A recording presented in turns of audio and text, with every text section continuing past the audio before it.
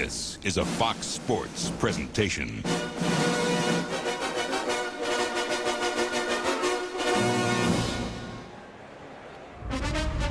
Hey, the boys of summer have wrapped it up, so now the real hard-hitting action begins.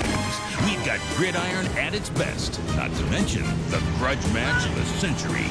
It's all right here, the NFL on Fox. The Panthers go hunting Eagles in Philly. Carolina's at the top of the NFC West, but the Eagles are hot off a fish fryer, and a tie is required on this Waters ride. The G-Men and Lions get down in Motown. Last week, Big Blues Brown played large, but Detroit's bragging more than anyone. The Rams and Ravens bash in Baltimore. St. Louis's Parker plays D and TD, while Vinny's a red-hot Raven. How about them Niners? They're looking to strike it rich down in Houston. Gutty Mr. Young's tough as nails, but these Oilers grease the curtain. Now in the AFC Central, it's Houston Oilers #1. It's orange and green in the Battle of the Bays. Mr. Allstott's not all Tampa's got, because now it's time to fret Mr. Rhett. But this is Lambeau, baby. It's Brett. It's Reggie. And it's good luck to the Bucks. Then they're calling it the commotion by the ocean. This just in. These guys may not like each other. I think they've got some real deep issues to work on here. Come on, fellas. Just stop it. I love you, man. Now, live from Hollywood, the baddest front four in the game today. It's the one and only Fox NFL Sunday. Week number 9 in the NFL, and what a day we've got in store for you. It's an NFL doubleheader Sunday here on Fox, and our early games feature 4 current division leaders, including the 49ers taking on the surprising Houston Oilers, and we've got the Packers in action at Lambeau Field. And it's all followed by the big one. Jimmy Johnson's Dolphins take on his former team, the Dallas Cowboys, that in Miami. And hello, everyone. I'm James Brown, welcoming you to Fox NFL Sunday. Entering the season, I doubt anyone could have predicted the Carolina Panthers will be sharing first place entering week 9 of the season, although Howie's been high on them, but that's exactly where they are. Today, they face the Eagles in Philadelphia, and calling that game will be our own Kevin Harlan. Good afternoon, Kevin. Good afternoon, JB. 68 degrees, overcast skies, a simply perfect day for football here at Veterans Stadium in Philadelphia. Not so perfect, though, for the Eagles on their defensive line. They're without Andy Harmon, who has had a huge impact over the last couple weeks on the defense. He missed the first 5 games with the knees, played the last 2, and you can see they have done a tremendous job in sacking opposing quarterbacks. In fact, Harmon last week against Miami and the Eagle win over the Dolphins had a sack himself. And I'm with Jerry Glanville, and in that game, Jerry, Ty Detmer throws 4 touchdown passes. You talked to Ray Rhodes about this young quarterback. I asked Ray Rhodes, I said, everybody in the National Football League is worried about Ty's physical stature. Can he take a pounding? 190-pound guy. Can he hang in there? Are you afraid he's going to get injured? And he said, yeah, I'm afraid he's going to get hurt. A lot of people are afraid he's going to get hurt. But the key is Ty's not afraid he's going to get hurt. He has no fear. He'll stand in there. He'll take the pound and he'll throw the football. We've got a great game here with 2 5-2 teams battling Carolina against Philadelphia. Right now to the Astrodome, another great game where Dick Stockton will call the Houston Oilers against the San Francisco 49ers. All right, Kevin, thank you very much. And the same thing here, 2 5-2 teams. The 49ers and the Oilers both tied for the lead in their respective divisions. The story always for the Niners, the health of their quarterback. Steve Young will start today. Courageous comeback win over the Bengals last week despite the groin injury. But with Elvis Gerbach out, Jeff Brom becomes the backup, and Gino Torretta, re-signed this week, is the insurance man. The Oilers are going to miss a big weapon today.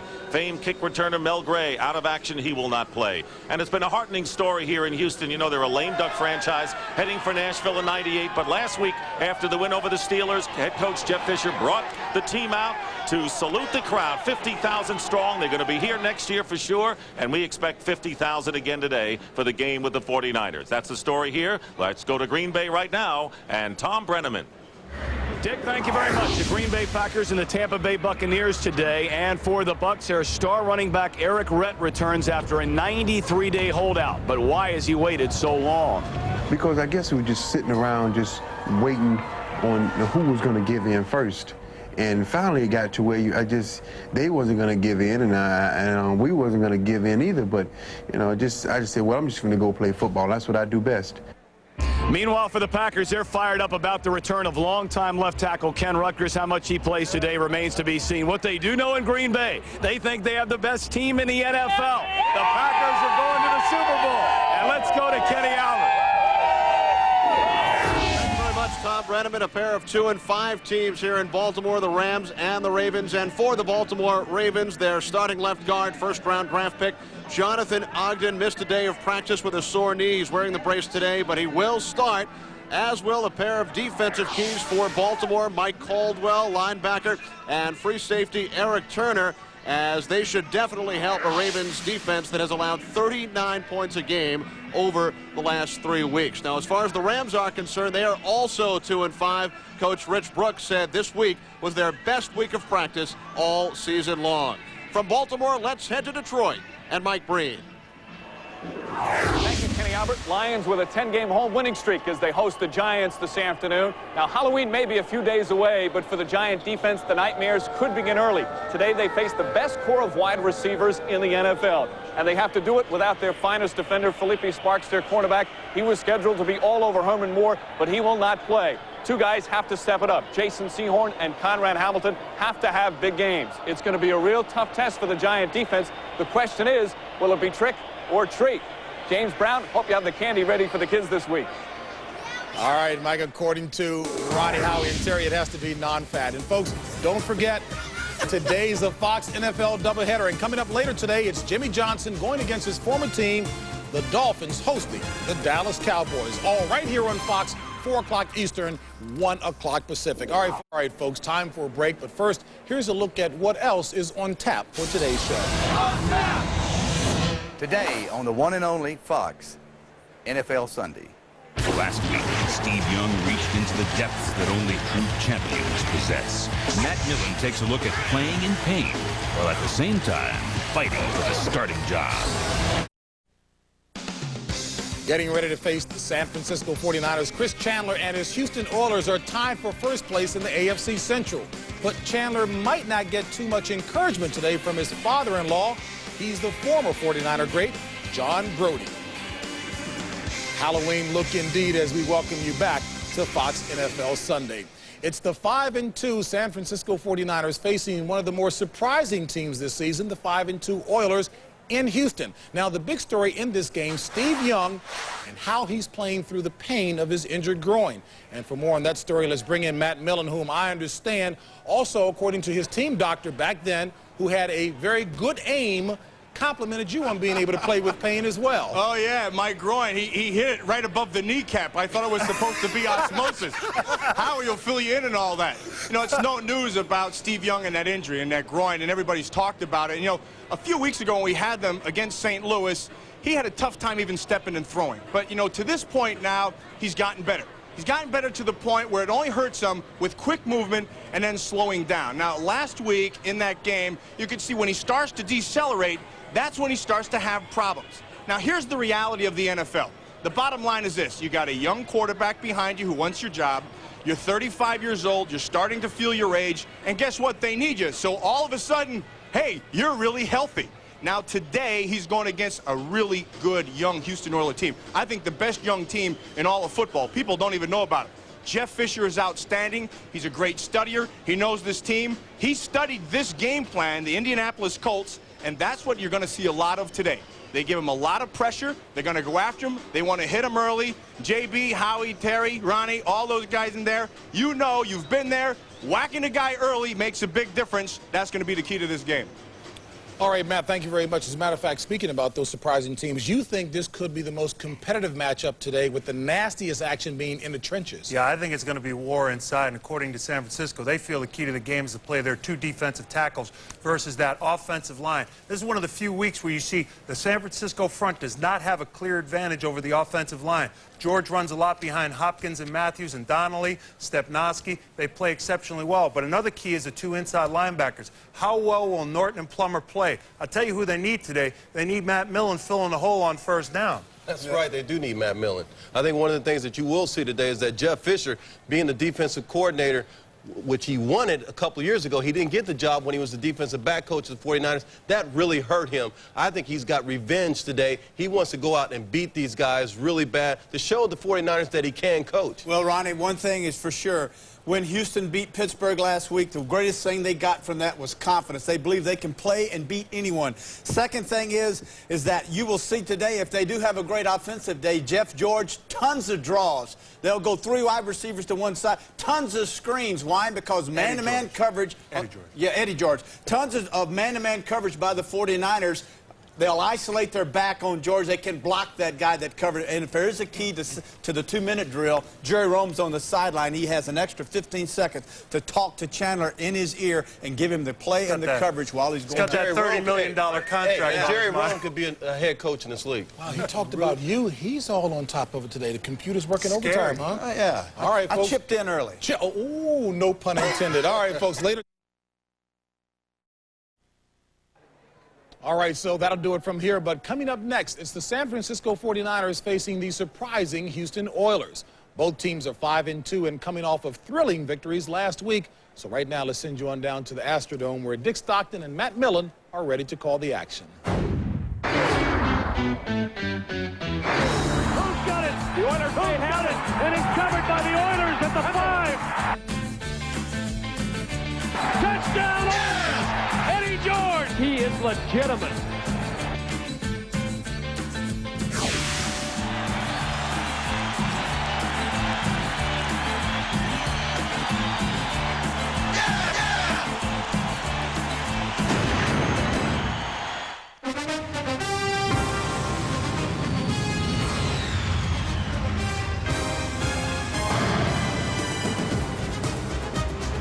Upwards of 50,000 fans are here at the Astrodome in Houston, and this city has backed a team to the hilt.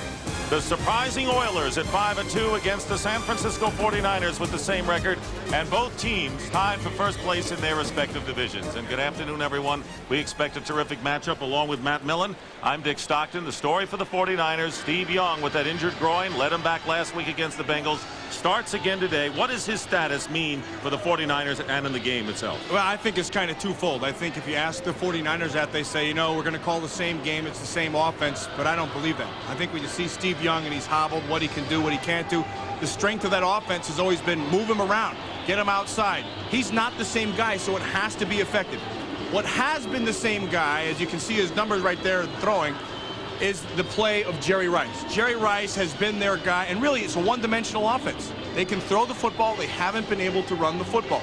Today I would expect this team, the Houston Oilers, to roll to Jerry Rice, double him, take him away, and make an injured Steve Young try to beat you with his feet. The Oilers are the best-kept secret in the National Football League right now, coming off an impressive win over the Pittsburgh Steelers. And obvious question, is this team for real, man? I think so. I think this is the best young team in all of football. In fact, I was really impressed watching them. They have a plan. They're well coached. They have good players. They get after you. The one guy who epitomizes this team, I think Eddie George, the running back. How well Eddie George runs the football today will be a key for that offense. He's 7th in the National Football League in rushing. He's a big-time kind of guy. He can carry this team on his back. They're going to need him. It's the Oilers and the 49ers in Houston, in the Dome on artificial turf, and we'll be back with the kickoff in just a moment.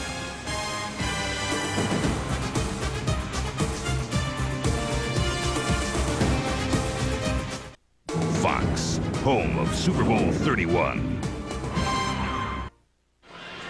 Back at the Astrodome, where the Oilers have won 3 in a row. 49ers hold the edge over the Oilers 5-3 in the games that they've played, and the 49ers will get the ball first. They have won the toss. Al Del Greco will kick off for Houston. And back deep, Dexter Carter on the right and Derek Lavelle on the left. Oilers tied for first with the Steelers in the AFC Central. Niners even with Carolina in the NFC West. And this game is underway. And it'll be Dexter Carter returning from the 4-yard line. And Carter brings it out beyond the 25-yard line. Steve Young, who played for the first time in 4 weeks against the Bengals last week, came back and led the Niners to a dramatic win. 3 of his 4 interceptions, however, were thrown against the Bengals. The offensive line of Steve Wallace, Ray Brown, Jesse Sapolo, Chris Dolman, and Harris Barton, the right tackle. Terry Kirby starts at running back. William Floyd makes his first start of the year with Jerry Rice, Terrell Owens, the wide receivers, and Ted Hobson is the tight end. And they send Floyd in motion to the left, and Young's first pass is caught by Rice for a gain of 9 yards. Defensively for the Houston Oilers, and a swarming defensive unit. Up front, Robert Young, Henry Ford, Gary Walker, and Anthony Cook. Michael Barrow, Baron Wortham, and Joe Bowden, the linebackers. And the strength of this team, the secondary defensively. Darrell Lewis and Chris Dishman, the cornerbacks. Roberson and Blaine Bishop are the safeties. 2nd down and 1 at the 35.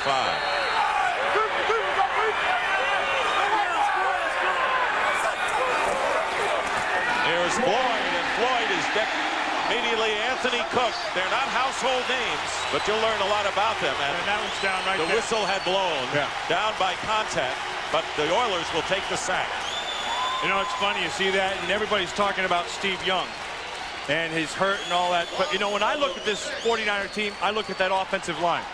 To me, one of the big keys today is how well, first of all, they can protect him because he can't run anymore, so he's got to stay a little bit more in the pocket. And then how can they run the football? I mentioned it earlier. They've become a one-dimensional team.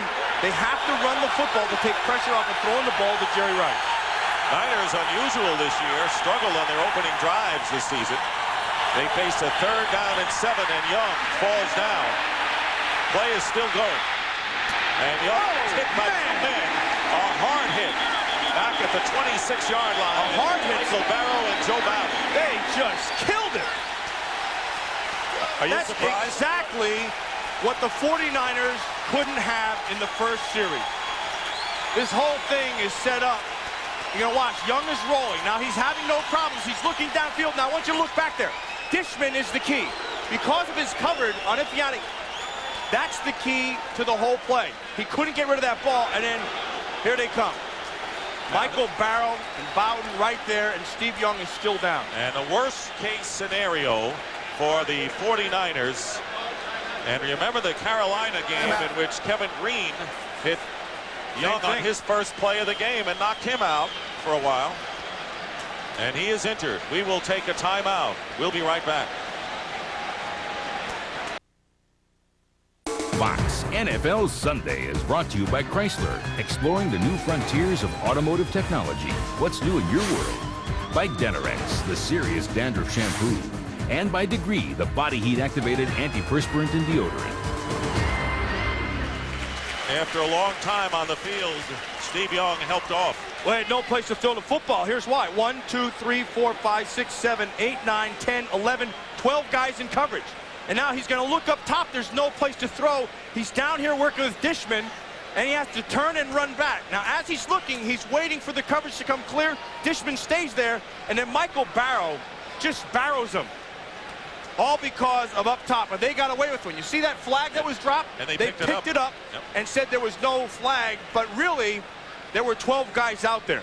And the 12th guy whacked Steve Young. And so Jeff Brom, who is the backup quarterback today, and those are his season's numbers. 2 for 4 for 13 yards. He has seen sporadic action. Comes on here in the first series of the game. You see, now they're saying, now it is 3rd down. And so they did give him 5 yards. The 5 yards. Please reset the game clock to show 13-18. Thank you. There was a timeout. You can watch up here, 37. Looks like he's going to start. That's Raphael Robinson. He's trying to call a timeout, but now they're saying there's no flag on the play, and it was a 3rd down. And the Oilers called timeout. And they gave him the timeout. So the Oilers charged with the timeout, so no play, but Steve Young got is hurt on a shaken no on the play. bench. So Steve Young ends up getting drilled, and it should never have happened. So it'll be 3rd down and 7 on the 28-yard line. Jeff Brom, undrafted rookie free agent in his 2nd year from Louisville. And pass to William Floyd, bobbles it, holds onto it, and close to the 1st down, maybe shy, and another penalty flag is down as Blaine Bishop, the strong safety, makes the play. So Robertson and Floyd going at it.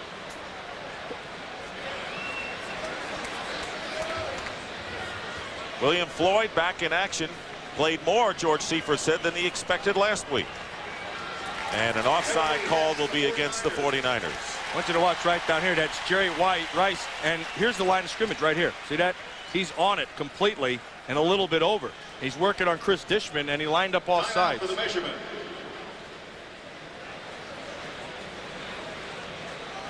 That's Jeff Fisher, the head coach of the Oilers, who's done a terrific job in his second full year and formerly coached the 49ers defensive backs 92 and 93. And now you see an ice pack being applied to the back of the neck of Steve Young, who was crushed on that play, and it turned out to be a no play. Yeah, really. I mean, they threw the flag. It was no flag. You see they're short. So it'll be 3rd down and short, and so they're holding the flag to wait for the measurement to see if they take it or not. So they'd either give them 3rd down again, or they'd decline the call and then take the 4th down. Offsides, number 80 on the offense. Penalties decline. Which makes sense. Now 4th and 1. Right. And they'll kick it away. Not surprising that you're going to see an Oiler defensive group come in hard at Steve Young. Oh, no, that's the name of the game. They go hard all game long. I am really impressed with this Houston defense. And the whole team. I think Jeff Fisher's done a tremendous job. Malcolm Floyd is back there. Mel Gray with a sore back, unable to play today. That's a big loss for Houston. Tommy Thompson with the kick. Malcolm Floyd is back. Great kick by Thompson. And Floyd receives it. And good effort by Malcolm Floyd. He got about 4 or 5 extra yards after a 49-yard kick by Thompson. Chris Chandler, a late bloomer in his 9th season, and one of the top quarterbacks in the National Football League. 11 touchdown passes, only 5 interceptions. Brad Hopkins, Bruce Matthews, the veteran, Mark Stepnoski, the former Cowboy, Kevin Donnelly, the right guard, and veteran Herb Eatman. Eddie George, the rookie from Ohio State. Frank Wycheck is the H-back. Willie Davis, Chris Sanders, the wide receivers, and Roderick Lewis is the tight end. And Chris Dishman comes off. He was banged up. 1st down on the 24 for the Oilers. And Eddie George goes nowhere. Set down. Dana Stubblefield got through. Defensively for the 49ers. Up front, Chris Dolman and Roy Barker are the ends, and the outstanding tackles, Dana Stubblefield, who made the first play, and Brian Young. Ken Norton, Gary Plummer, and Lee Woodall, the linebackers.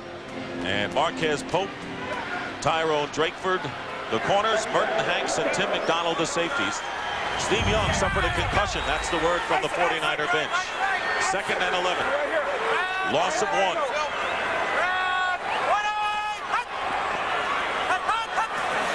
Stutter count by Chandler, and Eddie George, a prime candidate for Rookie of the Year out of Ohio State, is tackled by Tim McDonald after a gain of 5. You know, so much is talked about on the inside with those tackles of the 49ers, but I'll tell you, some of the most physical play in the whole league goes on with this guy right here, Marquez Pope.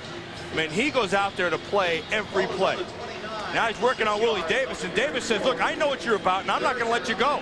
So he just takes him and slams him. But Pope is going to be there all game long, and it looks like Willie Davis is saying, so am I. Ronnie Harmon, the 3rd down back and the former Charger, is in the lineup now. 3rd and 5 as Eddie George comes out. Chandler straight back on 3rd and 5.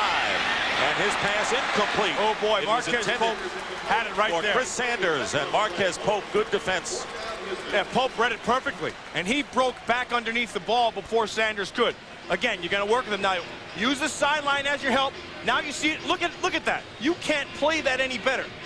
Thankfully for Chandler, he threw that ball a little bit high. And the reason he did was right at the end, Dolman was right in his face. I gave him one of those WWF eye gouges right at the end. Reggie Roby in to kick it away. On 4th and 5, Dexter Carter back deep for the 49ers. And another good kick. We've got 2 good punts in this game and a fine special teams play made by Anthony Dorsett, whose father, Tony Dorsett, is in the house. That was a 53-yard kick by Roby.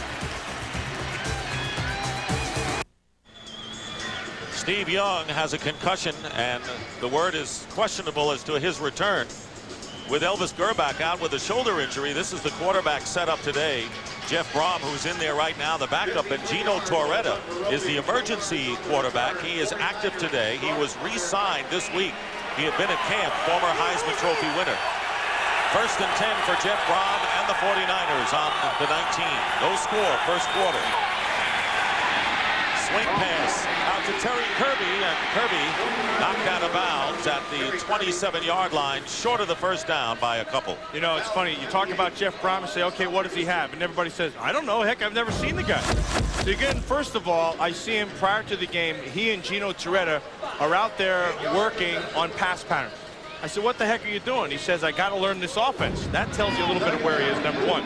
Secondly, I talked to Bob McKittrick, their offensive line coach. He says, if Brom gets in there, he will be very efficient. He says he's one of those guys who has a good understanding of our offense. 2nd and 2, Terry Kirby will be stopped short of the first down marker. Baron Wortham, the middle linebacker, and this is why Brom is in and Young is on the sideline. Again, you know, we talked about the offense and what Steve Young can do with his feet. He gets knocked down, gets back up, improvise. Because of the coverage down the field, Michael Barrow just caught him. And that put him on the sideline, and Steve Young is fighting two things. Now he's fighting with pain in his head, he's fighting the groin, and he's fighting the pressure to get back into the lineup because he knows that age is creeping up on him. You wonder why he would want to get back in.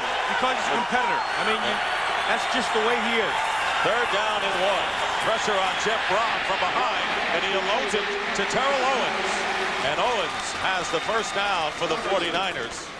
And that right there is a good sign for the 49ers. Because Jeff Brom, what Bob McKittrick says, has a good feel for this offense. He said people are going to watch and say, hey, the kid didn't do bad. Because what he has is a feel. You can see they're going to take Steve Young, and they're going to really evaluate him inside. Probably part of that also is to get him off the sideline, because with Steve, heck, he just throws his helmet on and run on there. And this is the only way to keep him out of the game. Exactly. Carry him off. 1st and 10 at the 33. Brom pressure from Barrow behind, and an incompleted pass bouncing off William Floyd, but great pressure put on by Michael Barrow, who is an outstanding outside linebacker. He's an outstanding football player, period. I have a feeling Michael Barrow, you could put him anywhere, and he would do well all the time. Michael Barrow is one of those players who's a real student of football. I mean, he knows the game, he knows the position, and he's evolving. And what he's evolving into is a guy who knows everything that's going around him. I am very impressed with Michael Barrow. 2nd and 10. No score. Already an eventful first quarter here at the Astrodome. Slant pass to Terrell Owens. And Owens is hit at the 37-yard line. Loose ball, but again, the play was blown dead. You know, you watch Michael Barrow, and some things really stand out to you. And all the things that he does pretty well, and that's what's so impressive. And he wants to be good. So you take a look at him, the first thing that pops up is he's versatile. I mean, he's got agility, he's got personality, he's got speed ability, he's got everything. And he's working on his football PhD. This guy will study constantly. The biggest thing about him is he says, hey, I know I'm doing okay, but I really need a nickname. He says, I kind of like Double Barrow. Hey. I said, I kind of like Wheelbarrow, personally. Either one sounds good. Whatever it is, he's a player. Jeff Brom calls the timeout. 49ers' first timeout. Brom 4 for 5 in the early going in relief of Steve Young. No score. They came in from the Midwest, but their reputations arrived long before they did. They were fast. They were vicious.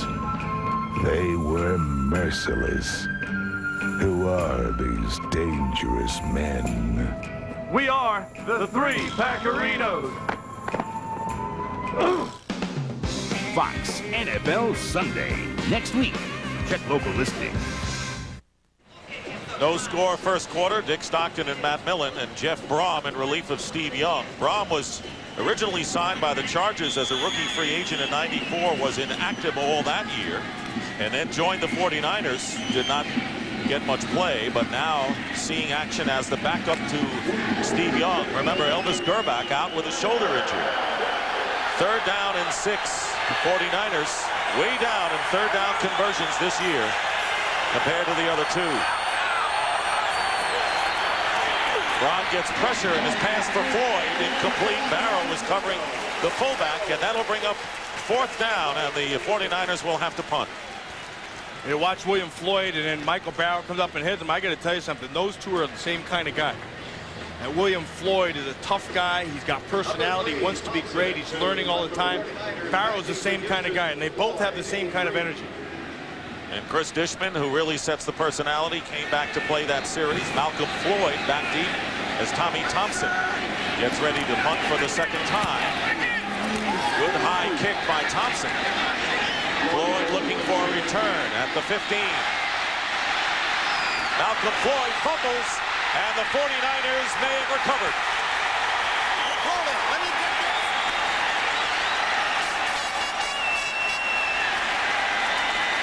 No official signal as of yet. Well, there's an official wrestling one down there.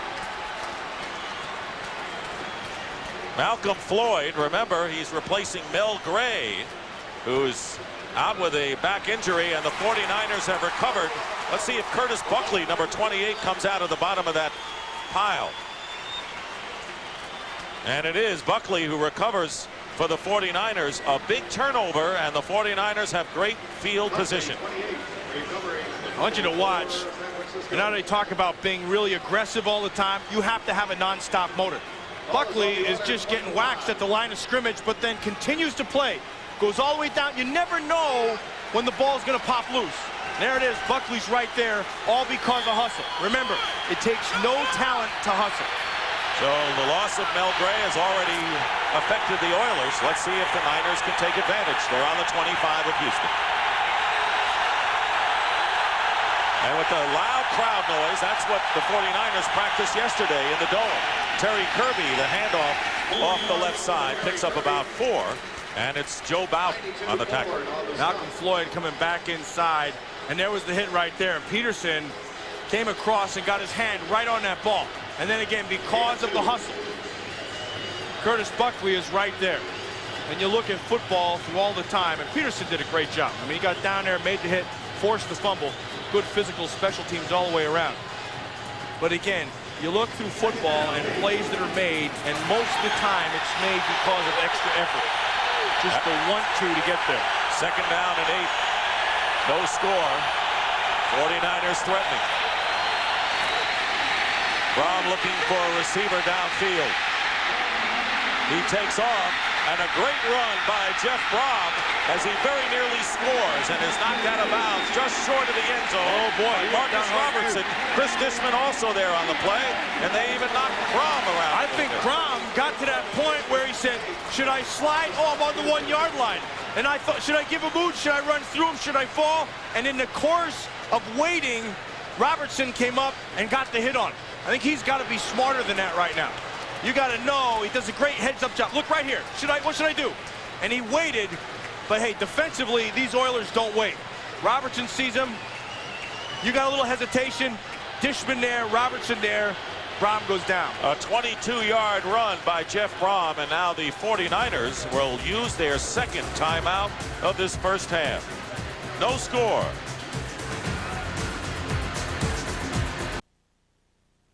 Fox NFL Sunday is brought to you by the NASDAQ stock market. Visit www.nasdaq.com. 22-yard scamper by Jeff Brom, the 2nd longest rush of the year by the 49ers, sets up a 1st and goal at the 1. Tells you a little bit about where their running game has been. Jerry Rice in motion. And let's see if the right side of the 49er offensive line moved.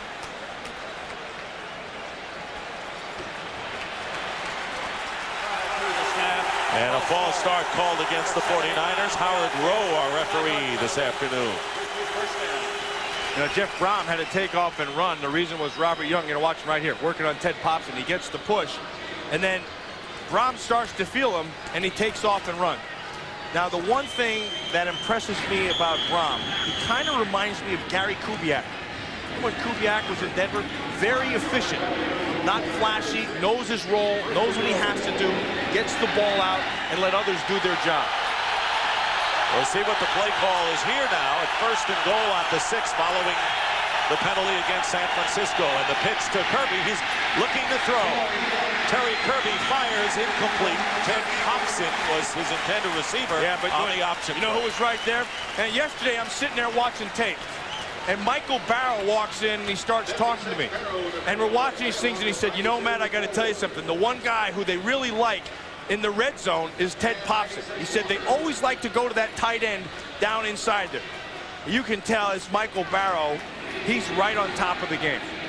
I tell you, not very many guys I run into who can start telling you about what guys have done, what their strengths are. A true student of the game. He really is. I mean, he's very impressive. Kirby has already thrown a touchdown pass this year. Now it is 2nd and goal at the 6, and wide receivers out to the left.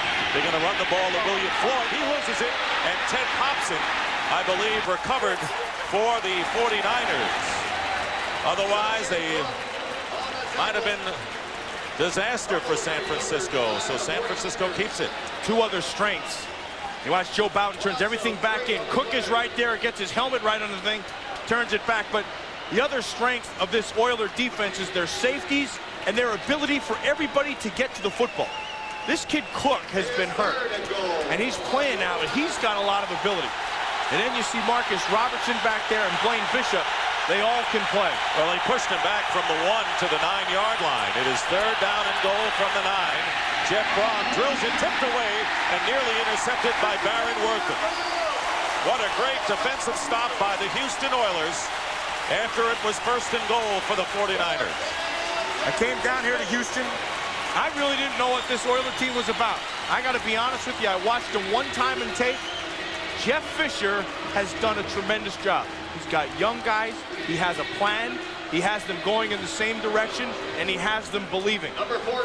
They are for real, as you pointed out at the outset. Defensively, they have been brilliant so far. Jeff Wilkins for a 27-yard field goal attempt. The kick is good, and the 49ers jump in front 3-0, taking advantage of a Oiler fumble, but they only got 3 out of it.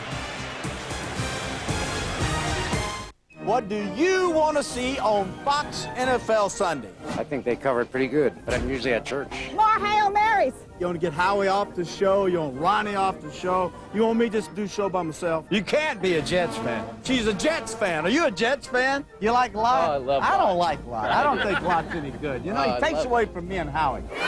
See more muscle on Fox NFL Sunday. Fox NFL Sunday, 12 noon Eastern, 9 a.m. Pacific.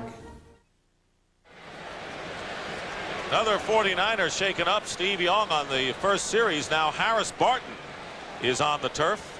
He is injured. The 49ers taking a 3-0 lead on Jeff Wilkins' 27-yard field goal. Well, they need Harris Barton. I mean, Harris Barton started the season off, then down to Carolina, had his rough time against Kevin Green, and since that time has been playing really, really well. Went into that Green Bay game and effectively shut down Reggie White and got right on back at top of his game. And now he's the guy they need to rely on. He pulls well, excellent pass protector, but you see him right now. They lose him, and that depletes them with their depth. You know, Matt, before the injuries to the quarterbacks and the running problems with the running game, the offensive line was really the position under microscope for the 49ers when the season started. Well, it's because they've been having guys coming out, and then, you know, and Steve Wallace was having problems. The one constant had been Harris Barton. You see, as Dahlman came back, went into the inside, and Jesse Sapolo went from guard, went into center. Steve Wallace, heck, they released him and they put him back out. They picked up Ray Brown from Washington. They plugged him inside. So they had a couple of things going on, but the one guy that remained constant for him had been Harris Barton, and he had gotten his game back together. Looks like maybe he's going to be all right. He came back strong after a tough game against the Carolina Panthers. Oddly enough, the game in which Harris Barton went back to where he played school at the University of North Carolina in that area, Chapel Hill. So we hope Barton is all right as he. Now, if he can't go, Frank Pollock, number 75, would come in for him. Now, Pollock can play both tackles, and he knows this offense pretty well. And I think when you talk about that offensive line, I think you have to look at Bob McKittrick. Bob McKittrick as an offensive line coach is outstanding. You know, a lot of times guys have got on him. You know, Howie Long used to get on him all the time about leg whipping and cutting and all that stuff. But what he does very well is he knows his players and he asks them to do their best. Yeah, the 49ers did have that reputation. Wilkins kicking off. Mike Archie and Ronnie Harmon are back deep. And it's Mike Archie bobbling the kickoff, picks it up and returns it to the 16-yard line. And right now for a McDonald's game break, let's return to James Brown at our Fox Television Center. Dick, 2 catches for 57 yards by Irving Fryer set up this 3-yard run by Ricky Waters. Philadelphia on the board at the vet by 7 over Carolina. Back to Dick Stockton and Matt Miller. All right, JB, thank you very much. Of course, the Eagles trying to chase the Redskins, but the Dallas Cowboys with a big game coming up. Second half of our doubleheader, it'll be Dallas and Miami on Fox as the Cowboys try to advance. First down for the Oilers on their 16. 3-0 the score, the 49ers lead. Chris Chandler throws a wobbler and trying to go for the interception was Tim McDonald, tipped at the line of scrimmage. Yeah, it's going to get tipped, and I'll tell you what's going to happen. We've talked so much about Dana Stubblefield and Bryant Young inside. The Oilers think that they match up pretty well inside. Bruce Matthews and his Mark Stepnoski, the center, and then Donnelly, the other guard. That's the strength of this offensive line. And they felt with these 3 guys that they could control Stubblefield and Young. But I got to tell you, through the first quarter, it hasn't happened. And not many teams can control those 2 tackles. Second down and 10. Here's Eddie George. And there you get a glimpse of the abilities of Eddie George to find a small hole and drive through in a gain of 7 yards before Ken Norton Jr. makes a tackle. Yeah, and it all starts up front. You're going to watch Stepnoski's 53 and Donnelly. And Ken Norton goes up and steps on him. I got to tell you something. The thing about Stepnoski, he might be the smallest lineman in the entire NFL. He can't be 260. There's no way. But he also might be one of the strongest. One of those guys, he gets his hands on you, he's just like glue. He stays on you and keeps pushing.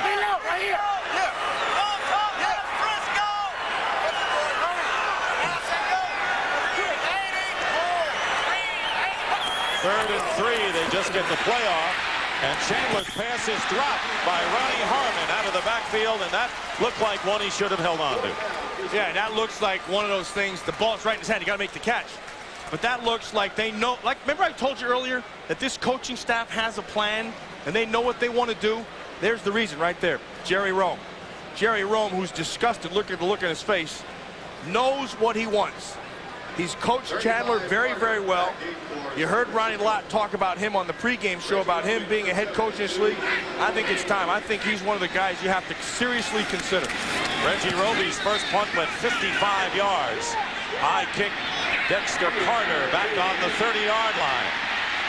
Carter reverses field, goes up the middle, and will give the Niners decent field position at the 43-yard line. That was a 13-yard return by Dexter Carter.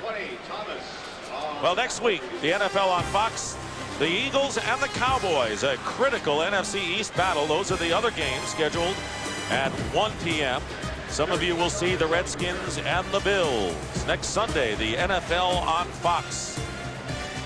I think that Redskins team playing pretty well, but they need to play better defensively. They're going to have themselves a heck of a test today with that Indianapolis Colts. Harris Barton has a strained groin. They're going to sit him for 1 series and see how he feels.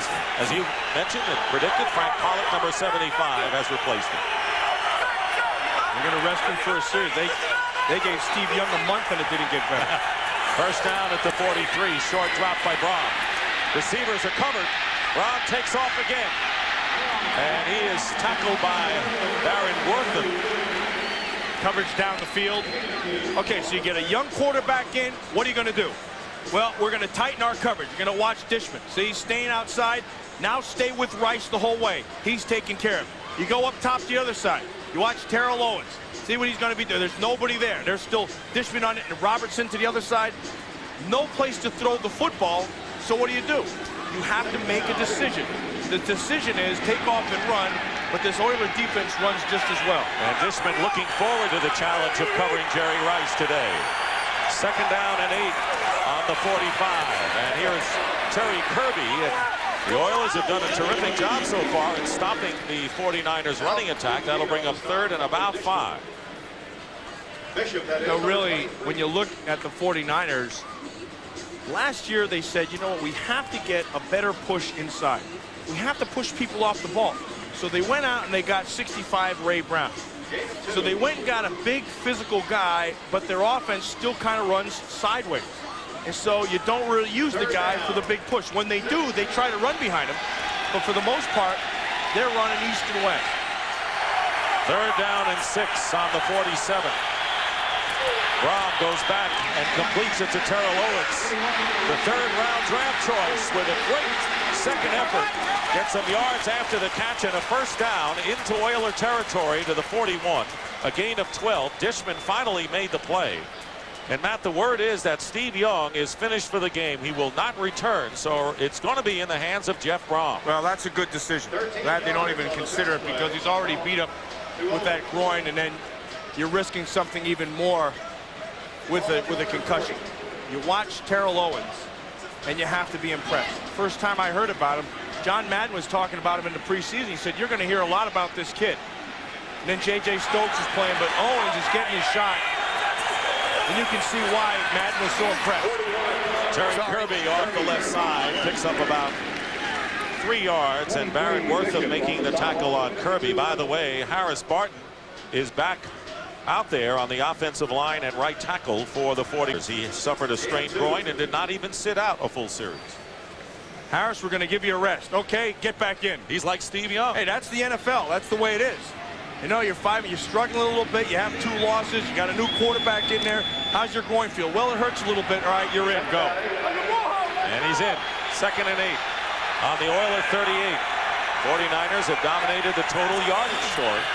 They lead 3-0. Grom faking right, going deep left, and Terrell Owens broken up nicely by Darrell Lewis. Made a fine play, staying with Terrell Owens step for step. Well, the ball was a little underthrown. And Darrell Lewis played it the way you have to play it. He's trailing him. He lets him get on top, and he didn't want to. Now just run with him. Now watch, when he looks, see, he looks at his eyes. And as soon as he looked back and then came right back to the defender. Because this ball was underthrown, it benefits Lewis. Because had it gone over the top, it would have been 6. And you remember, this is one of the better secondaries in the National Football League that Jeff Brom is facing. 3rd down and 8. Brom has time, and the pass to Ted Popson, and he holds on and makes the catch.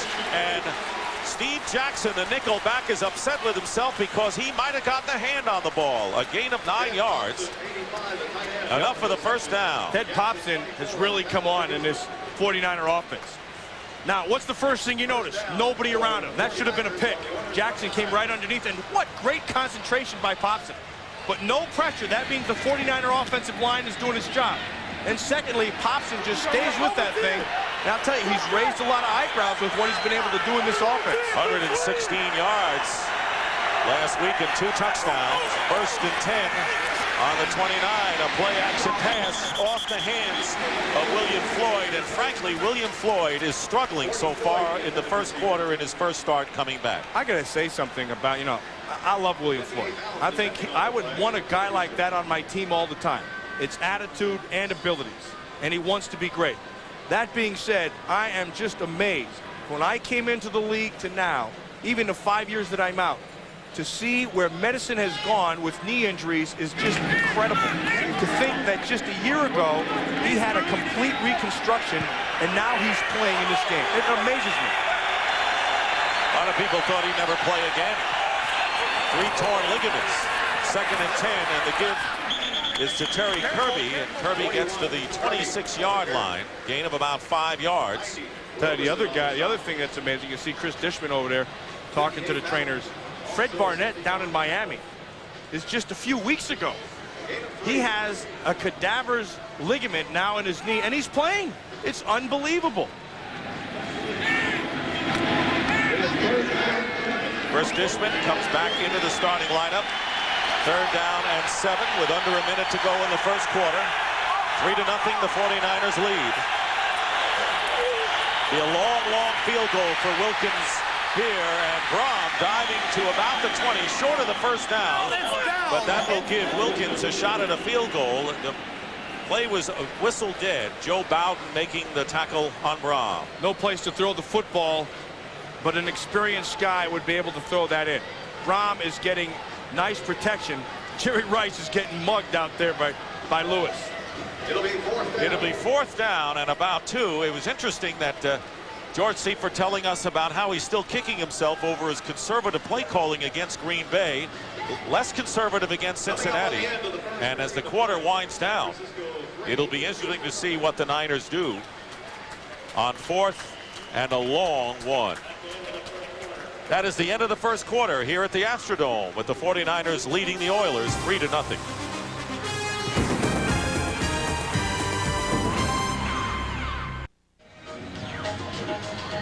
Back to the Astrodome in Houston, Texas, along with Matt Millen. This is Dick Stockton. The start of the second quarter, and the 49ers with a fourth down and about a short 2. Look like they are going to go for it. So George Seifert, who you're right, may be upset with his conservative play calling against Green Bay, now breaking out a little bit. I'm getting rid of that crystal ball you have up here. This will be a fourth down and 2. 49ers lead 3-0. Remember, the Oilers shut down the Niners when it was first and goal at the 1, and now the 49ers will call a timeout. That is their third and last timeout. That's a bad one. Of the first half.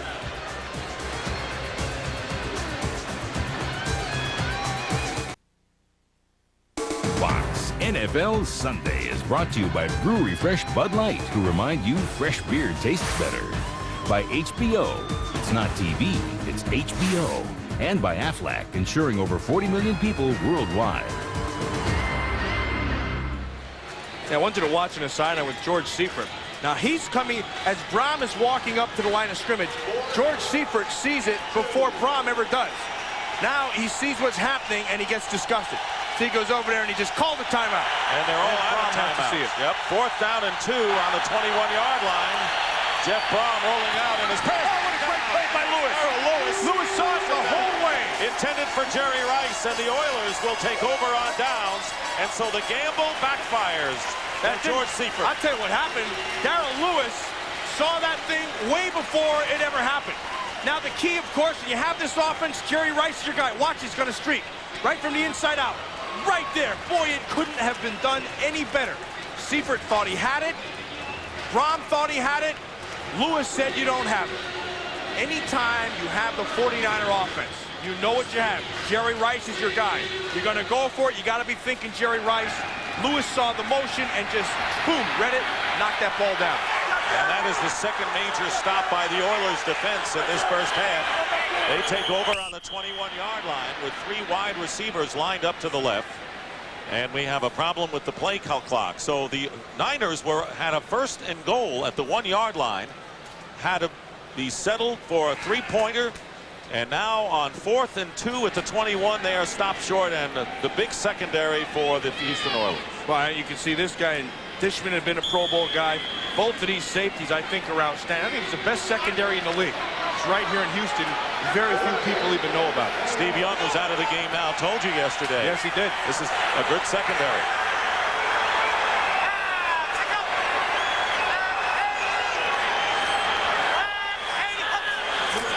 First down, Eddie George. And Eddie George moves it out to the 26-yard line. And right now, for a McDonald's game break, let's return to James Brown at our Fox Television Center. Dick and Matt, Green Bay culminated an 8-play, 63-yard drive with this 1-yard run by Dorsey Levens. The Packers have won 10 in a row at Lambeau. They lead this game by 10. Back to Dick and Matt. So the Packers lead there, and the Niners lead here. The Oilers have not managed any passing yards yet. It'll be second down and 4. On the 27th.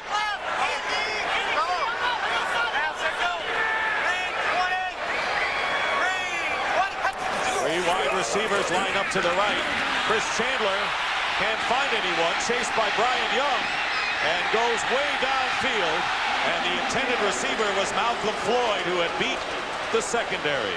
Oh, boy, I tell you, he had Malcolm Floyd wide open. Tyrone Drakeford was looking for Dedrick Dodge to come in and help him.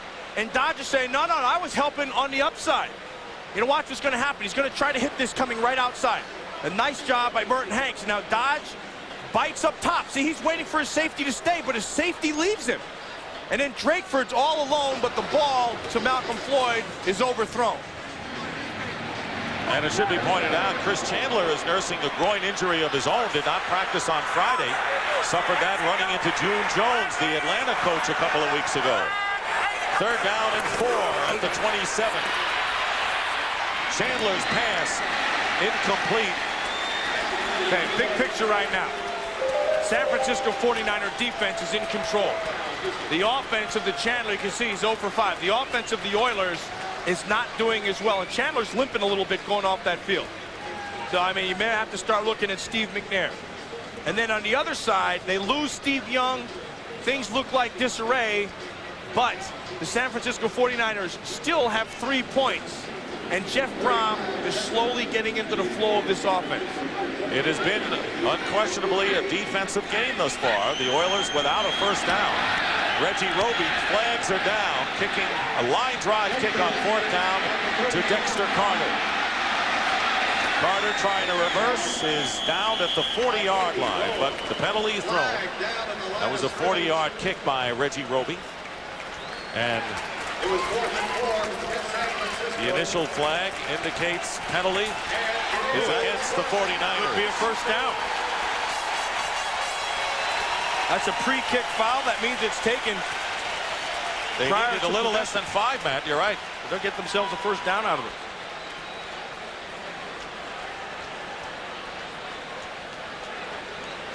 Both these teams are playing really solid defense. All of it, of course, starts up front. Now, the one thing that I have noticed is when the Houston Oilers don't blitz, they haven't been getting pressure out of their front 4, which means the 49er offensive line is doing their job. Howard Rowe. So what that means, they're not blitzing as much. Jeff Fisher on the other side is giving more coverage to Brom to make him have to decipher it. A couple of times he's not been able to see it, and he's taken off and run. Now you'll start mixing things. We'll give you a blitz every now and then. You go to your hot read. Defense, 5-yard penalty. Re-kick. Short by this far. Oh, I see Jeff Fisher saying, what do you mean short? I thought you said it was 4th and 4.5, and now you're going to be short by this much. He showed about another half yard. I would think you'd have to measure in any event. That's what he wants.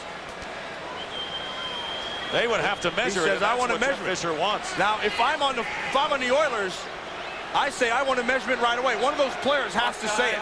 Defense, 5-yard penalty, results in a first down. See, change it. Jeff Fisher won that battle. You got to check on these guys. You never know what they're going to do. Now you go to the other side, and George Sievert's going, hey, hold on a second. Didn't you just say short by this much? And I think the problem is it's this new math. You know, ever since that new math came in, it's all screwed up. I like the old math better, but I'll tell you, the officials are having a weird first half of it as well. Weird is not one of the adjectives that George Seifert would use right now. But this is a family show, so we'll use weird for the time being. So that is the first down for the Houston Oilers. It comes on a penalty. Right now, the 49ers have owned the ball control story, and got to credit their defense. They have absolutely not allowed a passing yardage yet. And that's their first down.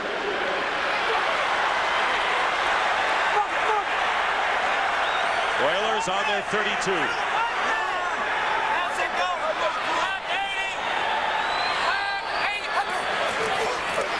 And on the draw play, Eddie George, nothing doing. They could not open up anything off the right side, and Brian Young. It's a numbers problem. Yeah, it's a numbers problem, Dick. See, they're going to spread people out, and they have themselves 6 people up front, and then you have 7 guys. Look, 1, 2, 3, 4, 5, 6 guys. You got 4, 5, 6, and here comes your 7th. You just don't have enough people to block them. Now they go with the blitz inside. All the gaps are covered, and then here's a free guy. There's no place for Eddie George to go, so it always comes down to the numbers game. Loss of 2, second down and 12. Oilers only 16 yards, all on the ground thus far. Going up top is Chandler, and he overthrows Chris Sanders. Chandler takes a shot and gets up really slow.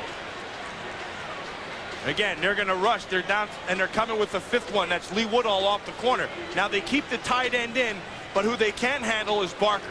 And Barker has him right in the face. Sanders' main strength is speed down the field. Drakeford knows it. Dodge knows it. So you play to his strengths, and you make him beat him with the weakness. Chandler is 0 for 6 passing. Third down and 12.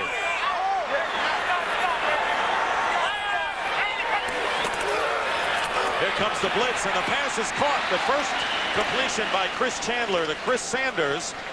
They got waxed again. And they're short of the first down by 1.5 yards. And Chandler is struggling. Steve Young, if you joined us late, already knocked out of the game. Suffered a concussion and was taken off the field. Well, they come off the corner. They go with that zone blitz. And then they're just working. He just kind of rolls him up. Now, I'll tell you why that's bothersome. See, he gets up and he checks that groin right away. Kind of like what Steve Young had. Same thing. You get hit sideways and you stretch it again. So even the slightest movement will hurt you. Reggie Roby to kick it away, and Dexter Carter chasing it toward the sideline, and Carter fields it inside the 15. Fumble. And the 49ers recover inside the 10, and a flag is thrown upfield at the 40-yard line. The fumble by Carter was recovered by the 49ers. And the penalty, ineligible man downfield, call against the Oilers. You'll kick that thing again. For sure. Ineligible member of the kicking team downfield too early. 5-yard penalty, number 55. Free kick. John Henry Mills. Who goes by. Well, on the back of his license plate, it says 5 kill 5. Just in case you were wondering. So does that mean you shouldn't get too close to him from behind? You know what? Right? I mean, Sports Illustrated just came out with their halfway through the season All-Pro team, and they picked this guy, Henry Mills, for special teams. Now you watch a special teams tape, and it's easy to see why. Man, he goes 100 miles an hour. He's physical, and you know what the best part about him? John Henry Mills understands special teams. He gets in there and watches. He knows how you're trying to block him, what you're trying to do to him. That's a completely different game in coverage.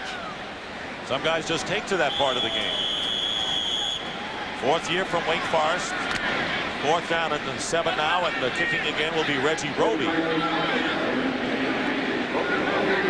Close call for Dexter Carter. And Carter this time at the 19-yard line and just gets a couple. So the 49ers leading 3-0 will go on offense again when Matt and I return to the Astrodome.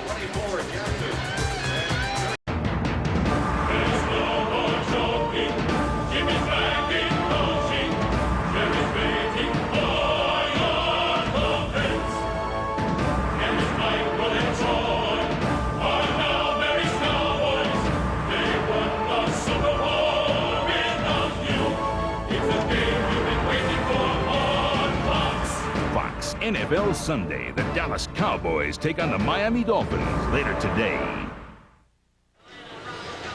Back here at the Astrodome, the 49ers lead 3-0. It has been a defensive struggle, but the story for the 49ers, Steve Young was knocked out of the game on the first possession, suffered a concussion, has been taken off, and Jeff Brom, who has seen action in the 2 games this year, in there now, and he will be in there the rest of the way if he stays healthy. 1st and 10 at the 24. Swing pass, and it's not there for William Floyd. As not a good pass for Brom. Let's go back and see where Young got hurt early in the game. Well, you remember after he was forced to look downfield, and he stumbled first, and then instincts took over, and just take off and start to run. Then the coverage down the field allowed him to have to hold on to that thing, and they just put him down, and then moments ago he's out of it. Yeah. They're going to take him, and Ricky Sandoval right here, and he's working. They're going to put him in that ambulance and take him and really have him tested, which is what they should do. 2nd and 10. Terry Kirby, the former Miami Dolphin. knocked out of bounds by Marcus Robertson, and a flag is down. And that Marcus Robertson is really a good player. At that safety position, saw a couple of the plays that he's made. Down on the goal line, he got there. I tell you, he runs like a defensive back, but he'll hit you like a linebacker. He and Blaine Bishop might be the best safety tandem in the league. Penalty indicated to be against the Number 49ers. 67 on the offense. And it is 10-yard against Chris penalty. Dahlman, the right guard. Down. The 49ers have had an array of leading rushers in the last 6 games. Yeah, but look at this. I mean, you can see 73 at the most. Look at this down here. Steve Young and Jeff Brom. And what that means is 2 things. I think, first of all, early, they didn't really have that offensive line together. And then secondly, I think teams are saying, all right, we are going to make you have to throw and then run. You try to beat us with the run, and they haven't been able to do it. They don't have that many weapons out there. 2nd and 20. Pressure on Brom. He completes the pass to Sean Manuel. Manuel has gone in for Ted Hobson, who was holding on to his wrist when he came off the field on the last play. 5-yard gain to Manuel, and that would be a big loss if Hobson can't be involved. Hobson with 8 catches and 116 yards last week, but Manuel is in there now. They're working on Hobson. You know, the other thing is, you know, Jerry Rice, there's 11 minutes to go, 1 catch in this game. So the Oilers are saying, we're not going to give you Rice. You beat us with other people. 3rd down and 14. Brom is sacked. And that was Gary Walker who got in there, and that is the first sack of the game by the Oilers. Well, now you have them 3rd and long, and you're Jerry Rice. You're Lewis, you get a jam, and you turn them over into your zone in the safety. The safeties are sitting right back there, and they're waiting for him. So you have to go to your second guy, which is Terrell Owens, but guess what? Same thing there. When there's pressure up front, and they give you the coverage in front, make you have to throw it deep. It takes longer to develop. Here comes your rush. Down you go. Tommy Thompson will kick from the end zone, and Malcolm Floyd, who fumbled the punt, which led to the 3 points, the only 3 points in the game. And the ball will bounce and be down by Buckley in 49er territory. So the Houston Oilers, following the 33-yard kick by Thompson, have terrific field position. Today's Aflac trivia question is, in the 70s, Houston traded 2 receivers who would later combine for over 1,400 catches. Who were they? We'll have the answer coming up. Eddie George and Ronnie Harmon in the backfield.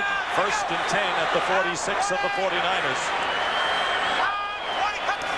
Oilers' best starting position. Eddie George gets a good opening and fights his way to the 40-yard line, where Ken Norton Jr. making the tackle, and a gain of 6 yards. This is what the Oilers have done offensively thus far. Yeah, you know what?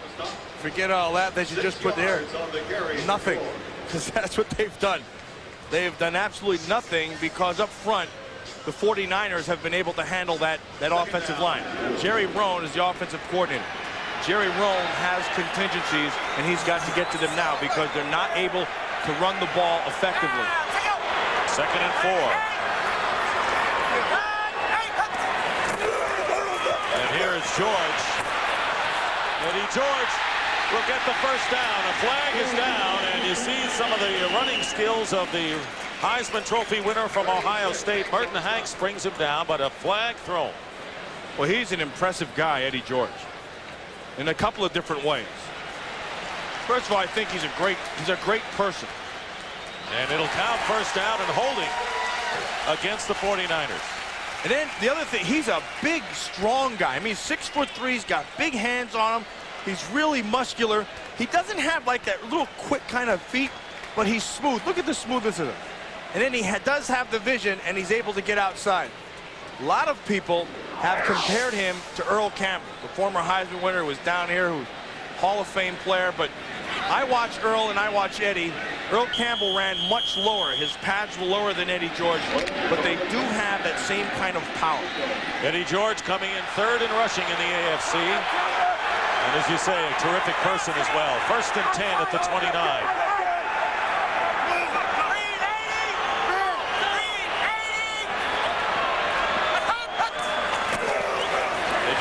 George again. George bursts through to the 22-yard line. There's that power. That's that Earl Campbell power right there. Gain of 8 yards on first down. You know, a lot of teams at this point, you can see they're really doing nothing.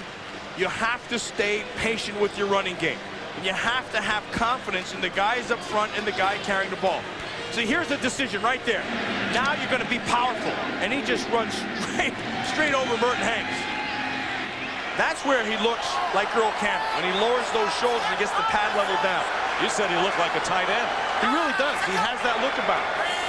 2nd and 3 on the 22. The Oilers with their best offensive showing. And Eddie George pounds the line, will be stopped short of the first down by Tim McDonald, who forced the play superbly for the 49ers. Yeah, how about Tim McDonald? I mean, every time you go and you have a 49er game, people say, well, you know what? Tim McDonald doesn't change direction like he used to. And so maybe we could take advantage of him in the passing game.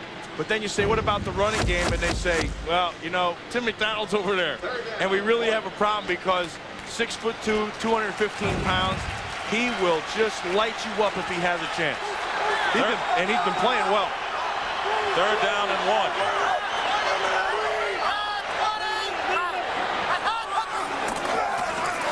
Give it to Eddie George, and Eddie George converts on 3rd down for the first time for the Oilers today, and a first down for Houston inside the 20.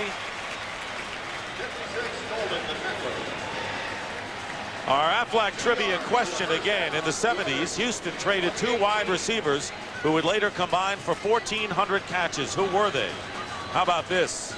Charlie Joyner and Steve Largent. The two combined for 1,487 receptions. Largent traded to Seattle, and Joyner was dealt to Cincinnati. Oilers first down on the 18, and the pass to Frank Wycheck, the H-back, and the former Redskin for a minimal gain. This is what happens in the National Football League when with the run game. See, offensive coordinators have to fight this. You talk so much about patience. Most of the guys and coordinators will say, all right, we're going to throw the ball. And if it's an incompletion, they say, you know what? The safety was over here a little bit. If we work him a little bit inside, that'll come open again. In the run game, what happens is they run a play, get stuffed, they say, forget it, it doesn't work. See, Jerry Roan understands the patience in the running game. And so he'll come right back to it like he's doing now.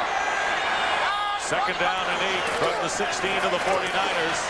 You're absolutely right, Matt. He went right back to the running game, even though he may be setting up a pass here. And not much for George as Brian Young came in to make the play. 3rd and long coming up. You're trying to set the tone, and you're trying to set a mindset.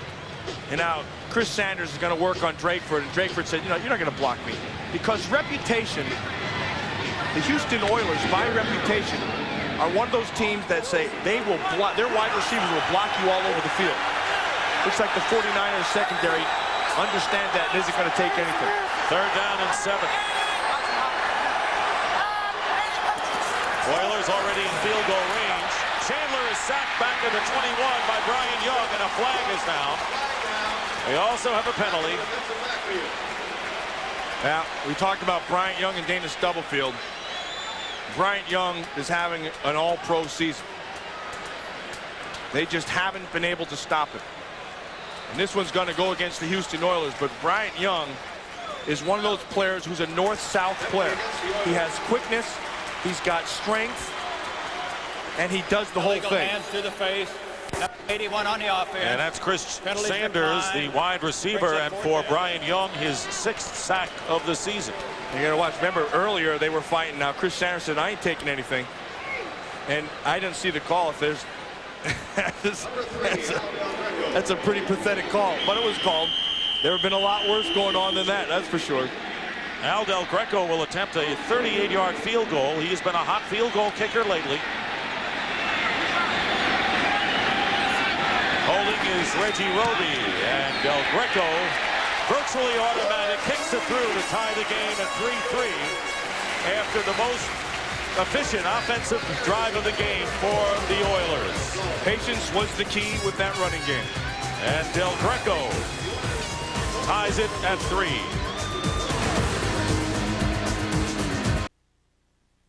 Fox NFL Sunday is brought to you by Visa, the preferred card of the NFL. Visa, it's everywhere you want to be. Welcome back to the Astrodome, where the Oilers have tied the 49ers 3-3. 9 plays, 25 yards. 23 of those 25 yards were picked up by rookie running back Eddie George, and Al Del Greco's field goal tied it up. Here is Del Greco's kick. And Derek Lavelle brings it out from the 4, and he's hit. Well, these Oilers will smack you and crunch you. And a play made by Renee Stewart. Well, the show that became a national phenomenon has moved to Sunday nights, and if you're not already a fan, this is the perfect time to get hooked. Don't miss one of the most thrilling X-Files tonight at 9, 8 Central on Fox. Yeah, forget the thrilling X-Files. There's more thrilling things going to get the old T-Dog. You know, you go out there, and I think what you have to do is you take pork fat and you rub it all over that thing. You just have him And go. his name is Blue, so we can say Love You Blue. Sure, absolutely. Now, got good feet, not bad movement. Got to work on his delivery, though, his pickup. Yeah, good. First down at the 22. Jeff Brom sees the pocket collapse, and he goes down. And Anthony Cook comes out with his second sack of the first half. Well, he wanted Terry Kirby outside, but Michael Barrow jumped the coverage right away. And then this is inexperience right here, because clearly there's enough time to throw this ball. Look down the field. He's waiting. He's patient. He's trying to wait too long. He's got to get rid of that ball quicker. So 2 second-year players have the quarterback sacks for the Oilers. Gary Walker, rookie from Auburn last year, and Anthony Cook came out of North Carolina State. Second down and 13 for the 49ers.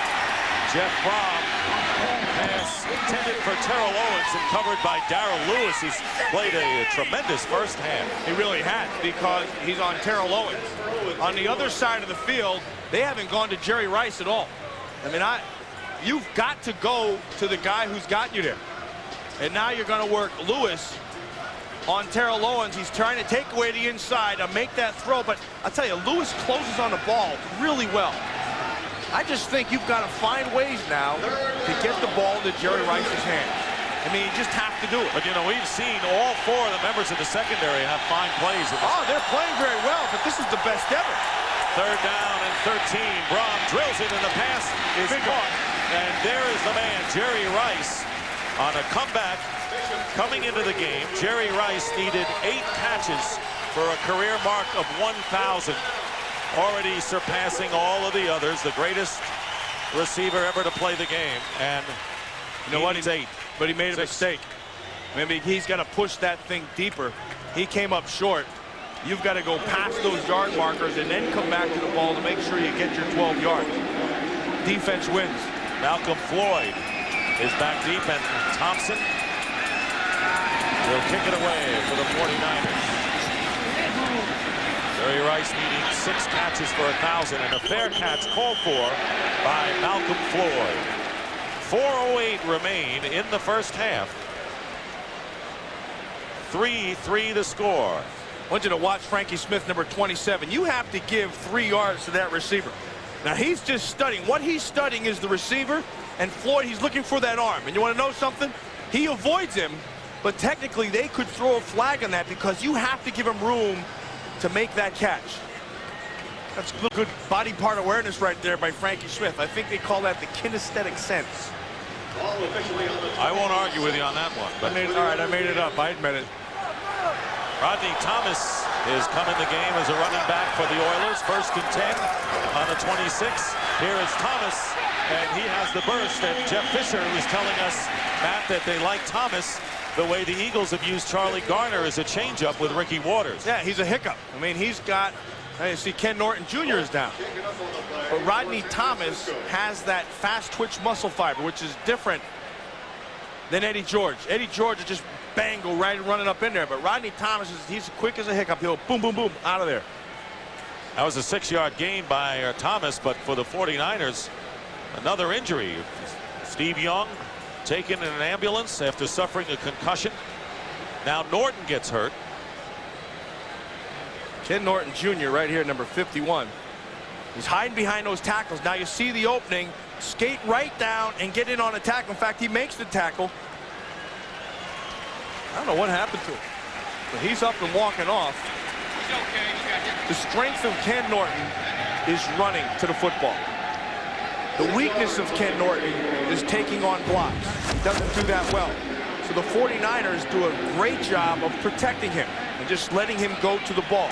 He's good in coverage, he's good at running to the football, and that's good coaching. You just play to your strengths. And Anthony Peterson, number 53, has replaced Norton in the Niners defensive unit. 2nd down and 4 for the Oilers on their 32.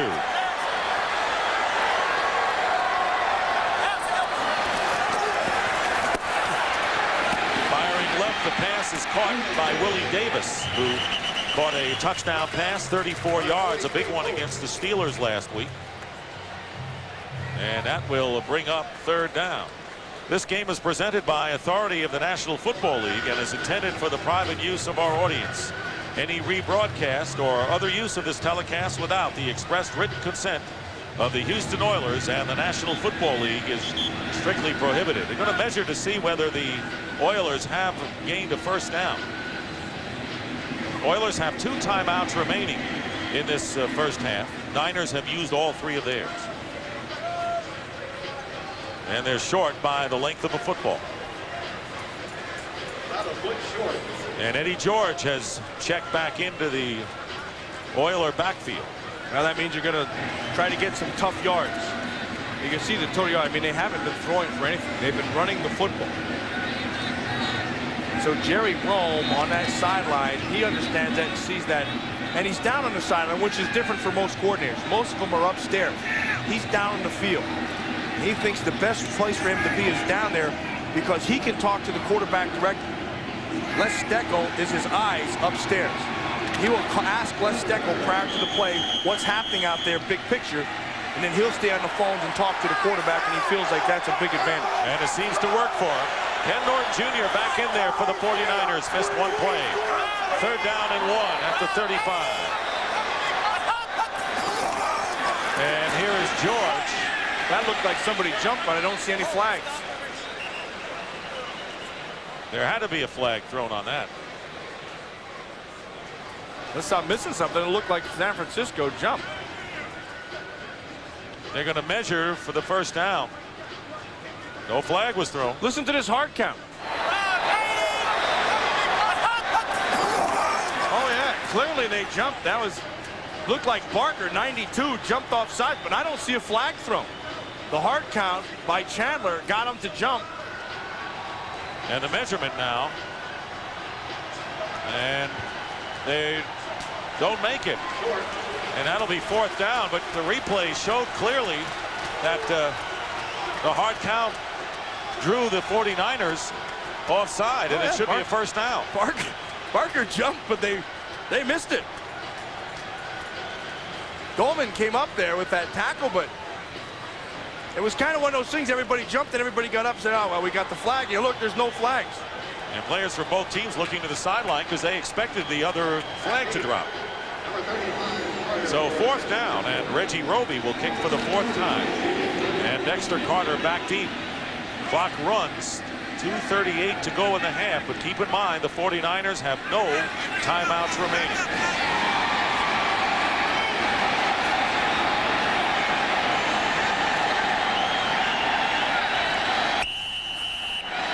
Delay of the game. Penalty upcoming. This is clear. No, a timeout called by the Oilers.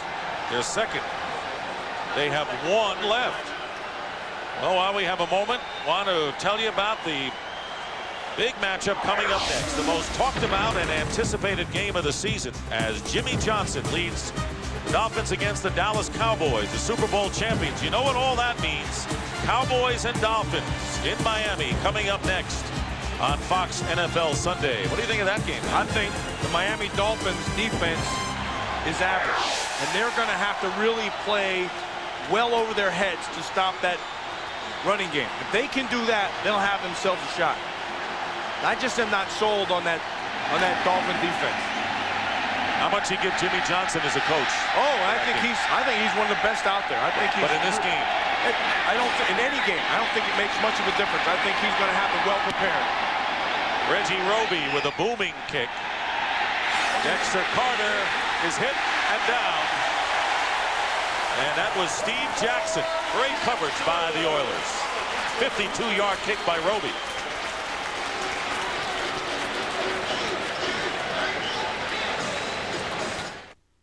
The explosive Ricky Watters leads the Eagles against the fearsome foursome of Troy, Michael, Emmett, and Dion.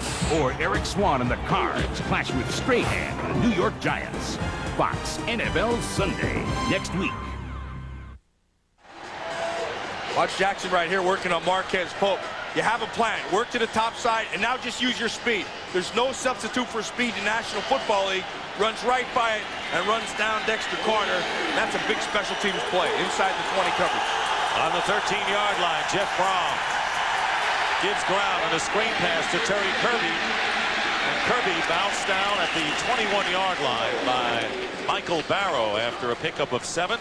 And we wind down to the 2-minute warning here in the first half. Pair of field goals. That's all we've had scoring-wise. Over 50,000 here today. Earlier this year, the Oilers drew 27,000 for Kansas City and 20,000 for Baltimore. You know, this team is headed for Nashville in 1998. Oilers today said they'll definitely be here next year. Jeff Fisher has said the people will come out if we play hard. They have blocked the lame duck status out of the players' minds very effectively, but they're out supporting them big time now. 2nd down and 3 on the 21 following the 2-minute warning. Terry Kirby short of the first down. It'll be 3rd down coming up. I'll tell you, this has been a defensive half. I mean, look at this, 97 total to 55.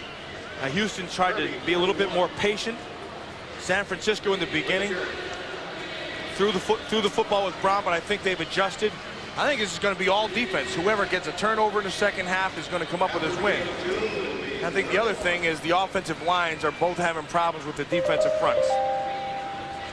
Oilers call a timeout, so that is their 3rd timeout. They're hoping to get the ball back. It is 3rd and about a yard, and if they do, they're looking for field position and at least trying to get into field goal range to take the lead before this first half is history. Well, they really haven't thrown the football well at all. I mean, the defensive front of the 49ers have given Chandler all kinds of problems. Coming up on the Dockers Khakis halftime, JB, Terry, Howie, and Ronnie will bring you scores and highlights from week number 9 of the NFL. And we'll preview the commotion by the ocean. Heck is that? Well, it's the Dallas Cowboys and the Miami Dolphins. It's the Atlantic Ocean. Game 2 of our doubleheader. Dallas-Miami preview and more on the Dockers Khakis halftime report. Well, Harris Barton is on the sideline on 3rd down and 1 for the 49ers. Here's Brom, and his pass caught by Jerry Rice. 1st down and out of bounds. Pushed out by Darrell Lewis. Stops the clock with 1:46 remaining in the half. Gain of 5. Remember they went for it on 4th down, same kind of play. Play action away, run Jerry Rice out in the flat. Lewis is running with him the whole way. See, he's at 995 catches, but only 3 in the first half, and for not very much. I think it doesn't matter if you're doubling him. It doesn't matter if you're rolling your coverage to him. You've got to find a way to get the ball into his hands. So you got to move him around, put him in bunch, put him in the backfield. They've done that, but they need to do more of it. Niners on their 28, 1st down, 1:45 and running. Braun giving up a lot of yardage and throws the ball away. In fact, he hit the 1st down marker. Bullseye. It was well thrown. But again, we talk about Jerry Rice and what they're doing. And now they'll roll coverage to him. Now he's going to come back. He's going to look. See, they roll the safety up here. They keep the corner on him here. And then this deep safety is not going to let him get beat. And then they come also with the pressure up front. And they bring the blitz. And then a perfectly thrown ball to that 1st down marker. I think you don't get any points for it, but it looks good on TV. It's good on the quarterback accuracy contest. That's right.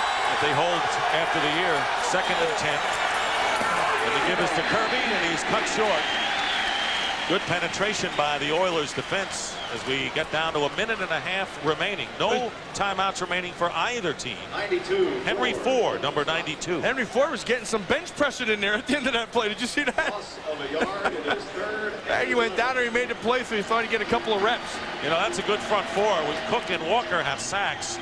Ford on the last play, and Robert Young put pressure on the previous play. So this is an all-round, very solid and tenacious defense for the Oilers. Third down and 11. Braun swings it out to William Floyd, and he is stopped, and the 49ers will have to kick it away. That was Steve Jackson, the nickelback, limiting Floyd to a gain of 2. Yeah, and more important than that, he hit him and he went out of bounds and stopped the clock. So now you use the time and you force him out of bounds, and so you gain some time on the clock. Tell you what they're doing, the Houston Oilers defensively are giving Braun coverage down the field and forcing him to throw underneath. And so they're not pushing anything down the field, and they're taking advantage of his inexperience. Here's Tommy Thompson with the kick. It is a short kick. And Malcolm Floyd will let it bounce and go out of bounds. It didn't bounce. It just went out of bounds on a fly. And now they have to separate the coverage teams momentarily. Anthony Dorsett, Curtis Buckley. Curtis Buckley, boy, he plays with an attitude out there on special teams. Anthony Dorsett tries to take a shot, misses the jam. Buckley just plays physical, gets planted by Lewis, but gets right back up. Now you have to, that should have been a penalty.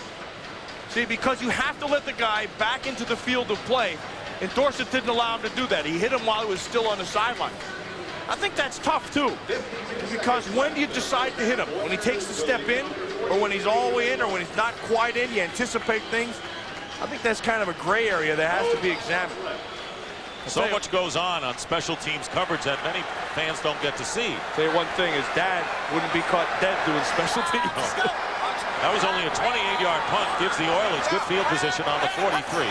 52 seconds to go. And a middle screen to Ronnie Harmon.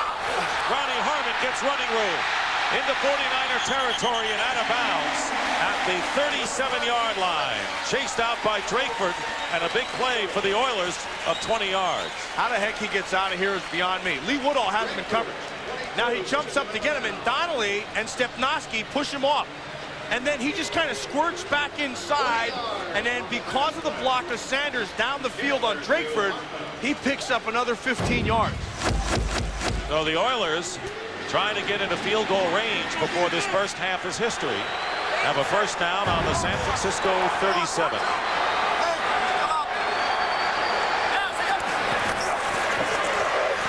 Chandler gets hit as he lets it go, and it's incomplete and intended for Chris Sanders, covered downfield by Dedrick Dodge. They had pressure up front and not enough air gets under that football. That's the first thing. They come with the inside. They're going to try to overload and beat him with numbers. And there's the shot inside by Barker. But I'll tell you what Marquez Pope does extremely well. He knows where his help is. Dedrick Dodge in the middle is holding the inside. So Pope holds to the outside. And when you have pressure like that from Barker up front, the ball hangs. It's an incompletion. 2nd and 10. 39 seconds on the clock. No timeouts left for the Oilers. And the pass dropped by Harmon. Thrown a little behind him, and he could not hold on. And he was covered by Lee Woodall downfield. So stops the clock with 35. Chandler had been having an outstanding year, but he's not having an outstanding day. I think that groin bothers him. I think like Jerry Rice found out, Steve Young found out, what happens is you can't plant and throw. You can't rotate your hips.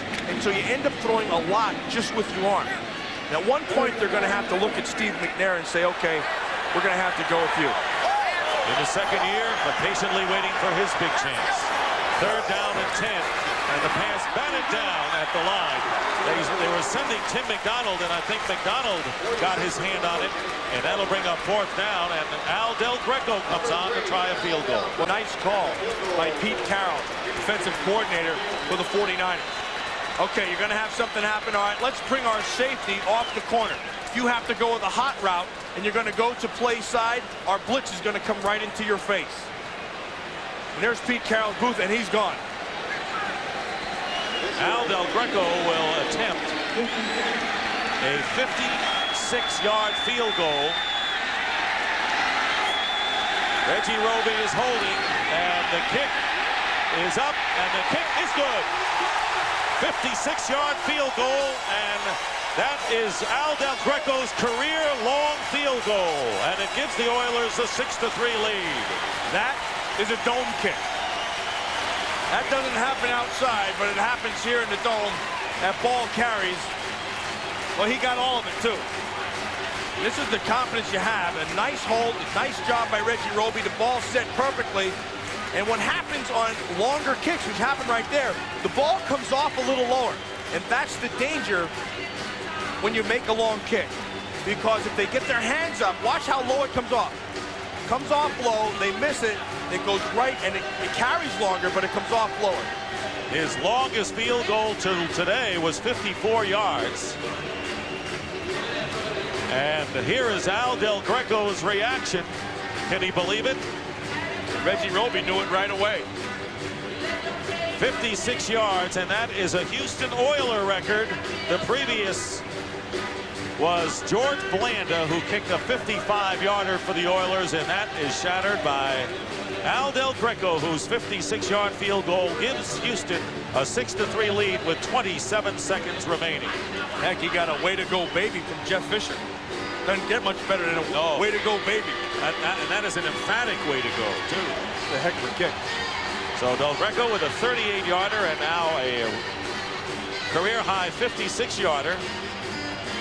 The alligator loves it as well. The bomb. There's Jesse Sapolo. I'll tell you what happens with this 49er team. They've been in these situations before, and that is the advantage of experience. You don't panic, just go out and play because you've been there before. Del Greco's kick fielded by Dexter Carter.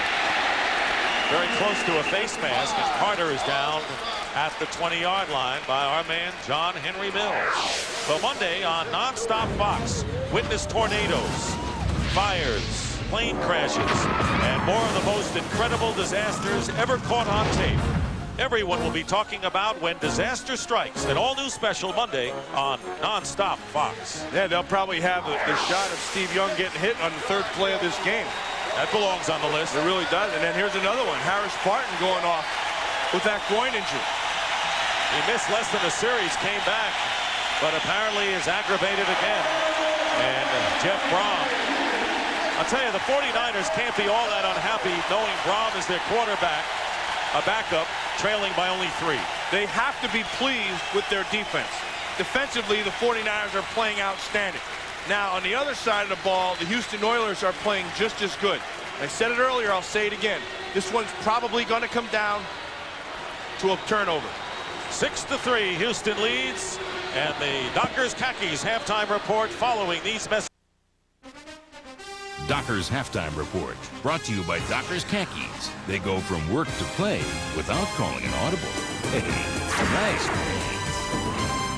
And welcome back to Hollywood along with Terry Bradshaw. I'm James Brown. Let's get you caught up on the scores. Oilers, Chandler struggling, but the foot of Del Greco doing the job. 6-3 over the Niners. Philadelphia, Ty Detmer coming in. Carolina wanted to put the Eagles in a position of having to throw the football. Well, Ricky Waters opening drive, touchdown 1. Philadelphia up by 7. Then Detmer back. Finds Jason Dunn out of Eastern Kentucky. Rookie tight end makes a career, his first touchdown reception. Denver in the first half, a great first half. Over 180 yards passing, 14-3 Eagles over the Panthers. Tony Dungy trying to get the winning track going for the Bucks. Well, Bucks got humiliated down in Tampa, so back they come, hitting early. Donnie Abram and Melvin Johnson, they knock Antonio Freeman out of the game. Broken forearm for Freeman. Now the touchdown run, Dorsey Levens. Green Bay is on top of this game at try into the end zone. 13-0, but a good defensive battle going on. Trent Dilfer, a couple of picks. Dave Brown, big first half for the Giants. Ever since I got on this guy, he started playing good football, James. But back, touchdown, Tyrone Weekly, Callaway, there you have it in the first half. Yanked Scott Mitchell, the quarterback for the Lions. He's pulled out. No Barry Sanders in this game. It's all Giants, 25-7 over the Lions. That's why you criticize me, trying to push me. The Rams with Banks, Tony Banks at the helm, leading the Ravens by 7. Redskins holding to a 4-point lead that in the third quarter. And the Steelers have now come back to tie up the winless Falcons at 10. Bengals and Jaguars all tied at 7. When we come back, a preview look at the Miami-Dallas game, and that game will be seen in New York. Back with that after this.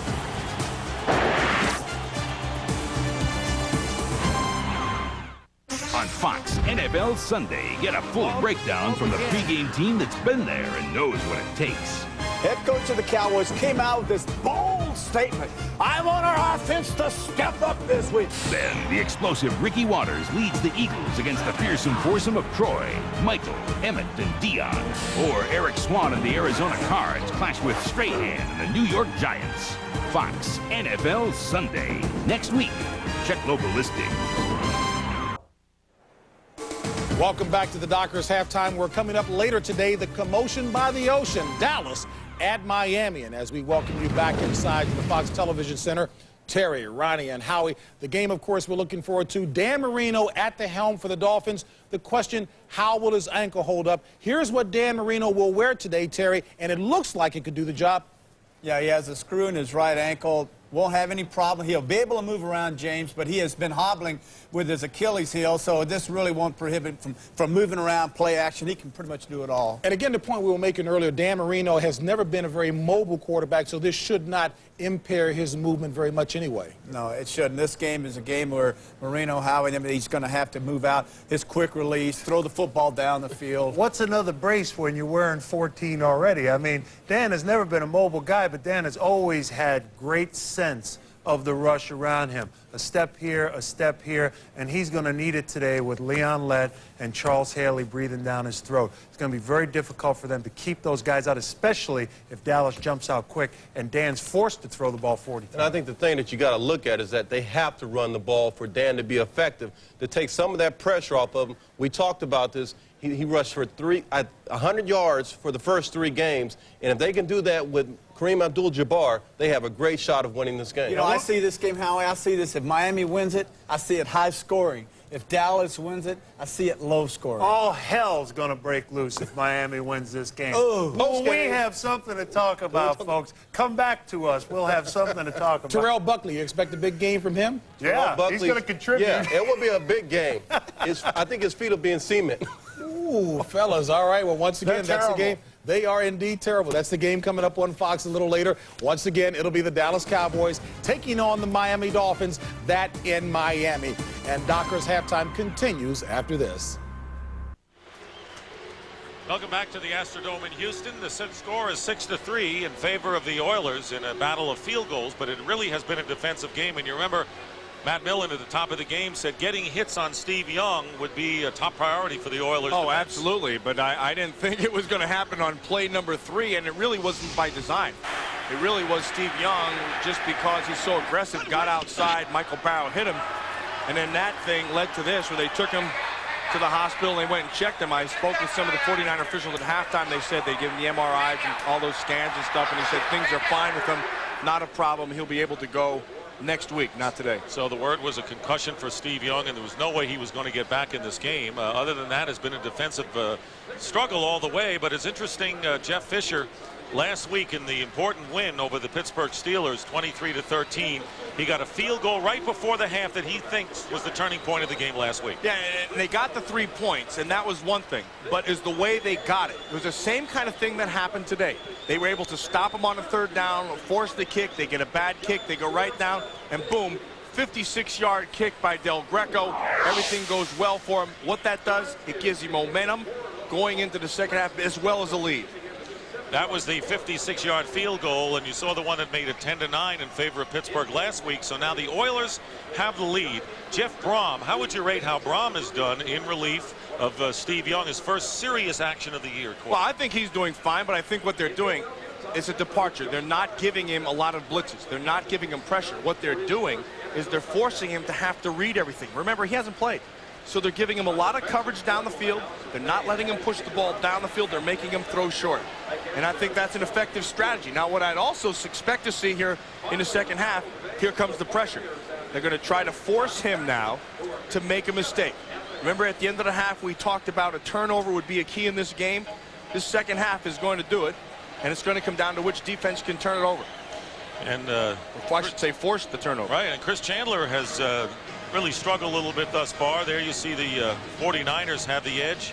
Not as much of an edge in time of possession. They did it after the first quarter. The Oilers with one turnover, the fumble on the punt by Malcolm Floyd, and that ultimately resulted in the 49er field goal. That was the only points they had, was off that turnover.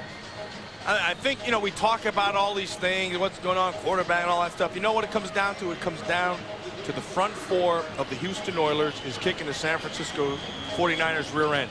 And then the front four of the 49ers is kicking that Houston Oilers rear end.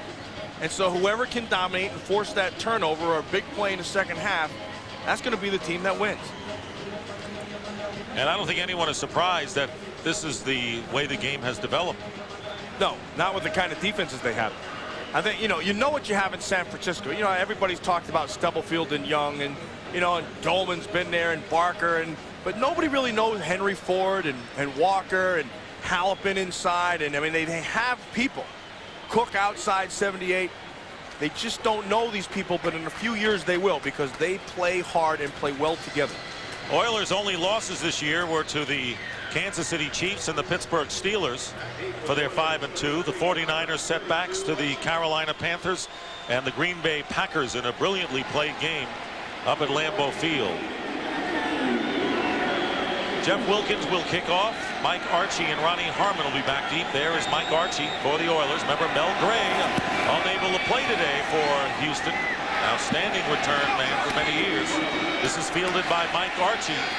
Archie brings it beyond the 30, and a flag is down. Tackle was made by Kevin Lee, just put on the active roster this week.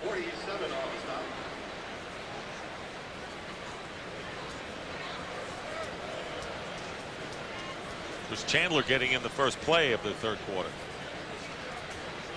17 on the tackle, Kevin Lee. It is against the Oilers, and they'll mark it off. Coming into this game, as we mentioned, the Oilers and the Steelers tied for first at 5-2 after Houston's big win here against the Steelers last week. Jeff Fisher has gotten this team perhaps the best chemistry that this team has had in many years. You can see the improvement in the record, but even when Houston was solid in '92, I think they're a lot more together and unified now. Absolutely. I think he's done it by building with good, obviously talented players, but good character players. First down on the 15-yard line. And here's Eddie George trying to bounce off the tackler. Still going. Look at Eddie George go. That looked just like Earl Campbell. I saw that play with Earl Campbell. That is exactly why people make the comparison. It's the strength. It's the upper body strength.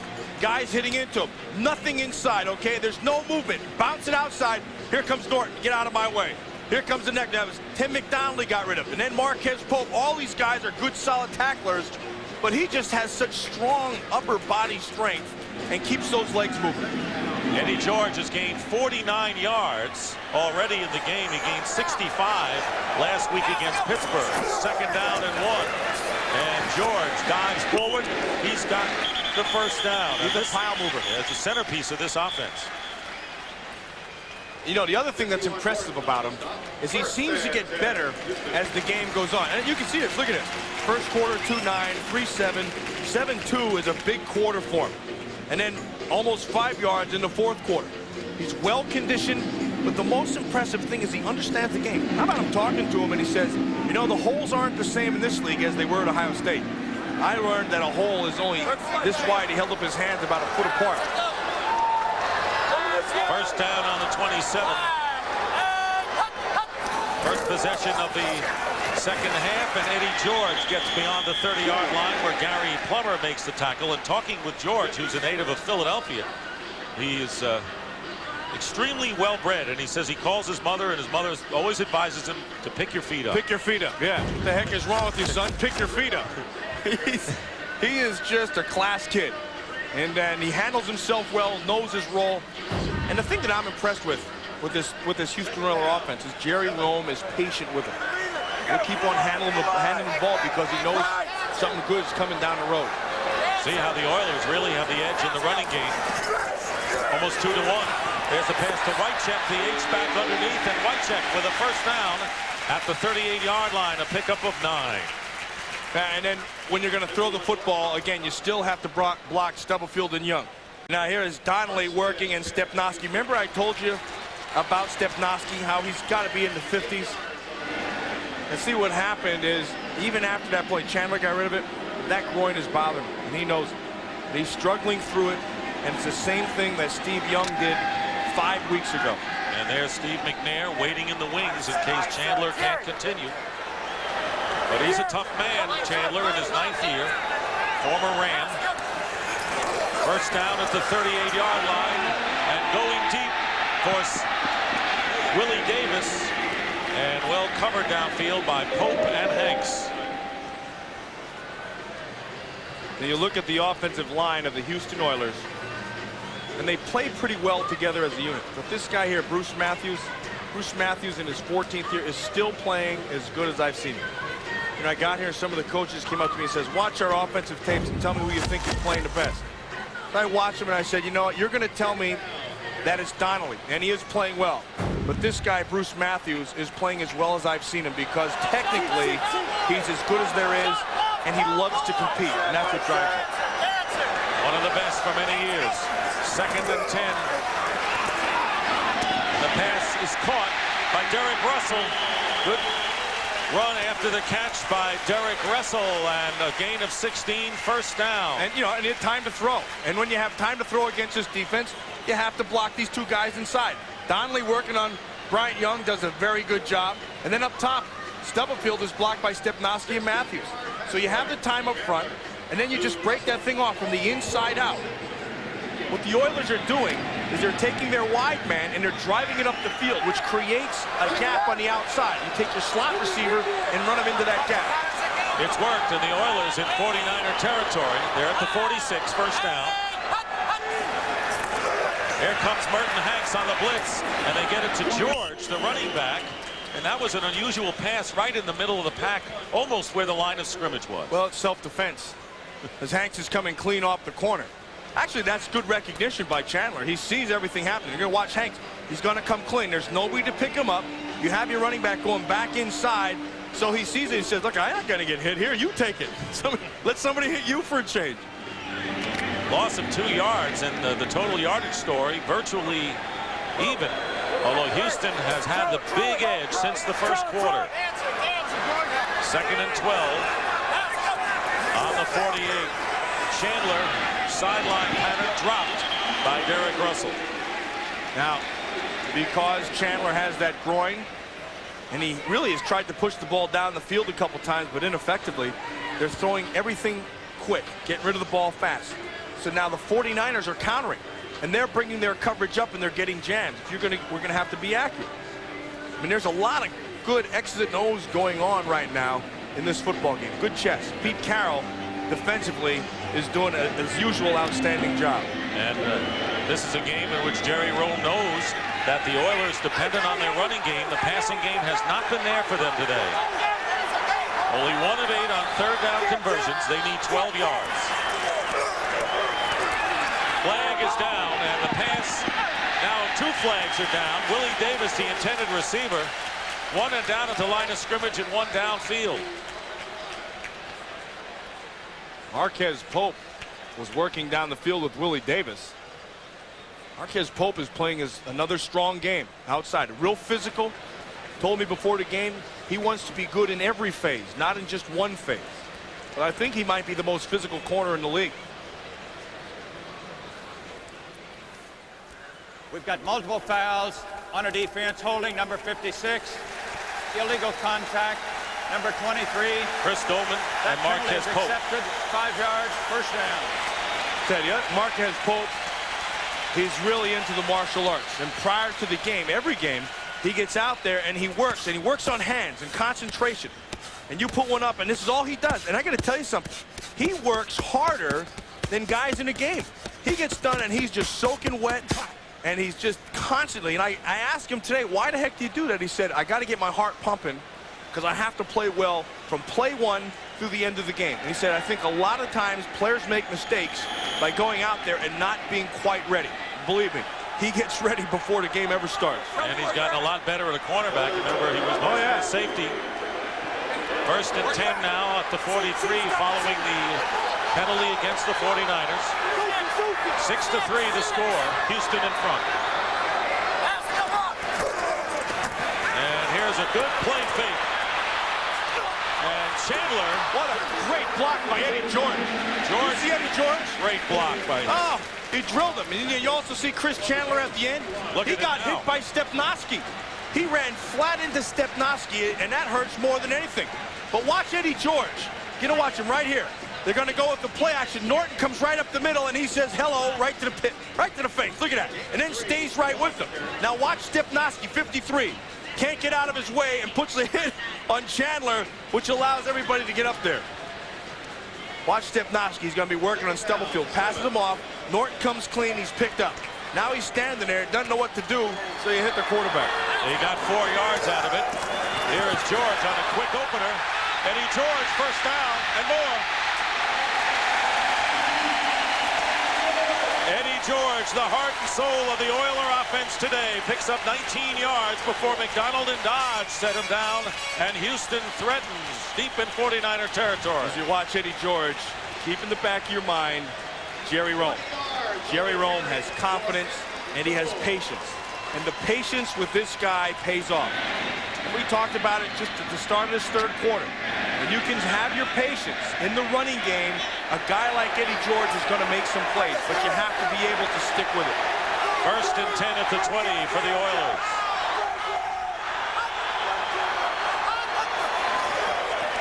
And they go again to George.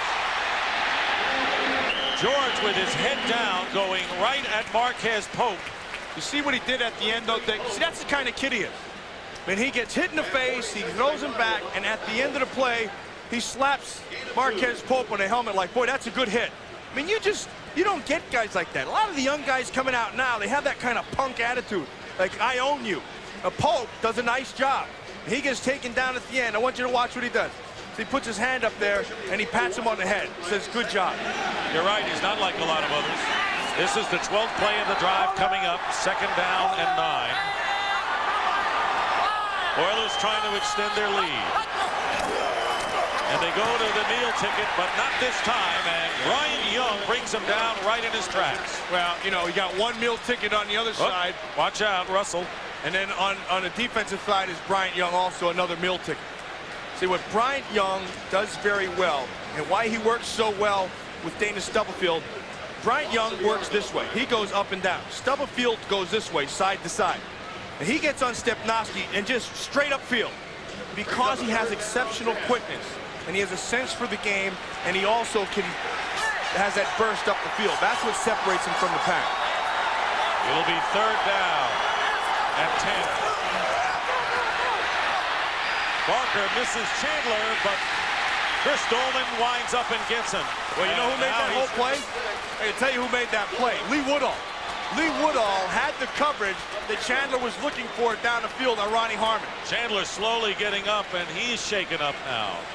He better get Steve Young's number and call him, because he's going to feel the same way that Young did 3 weeks ago or 4 weeks ago.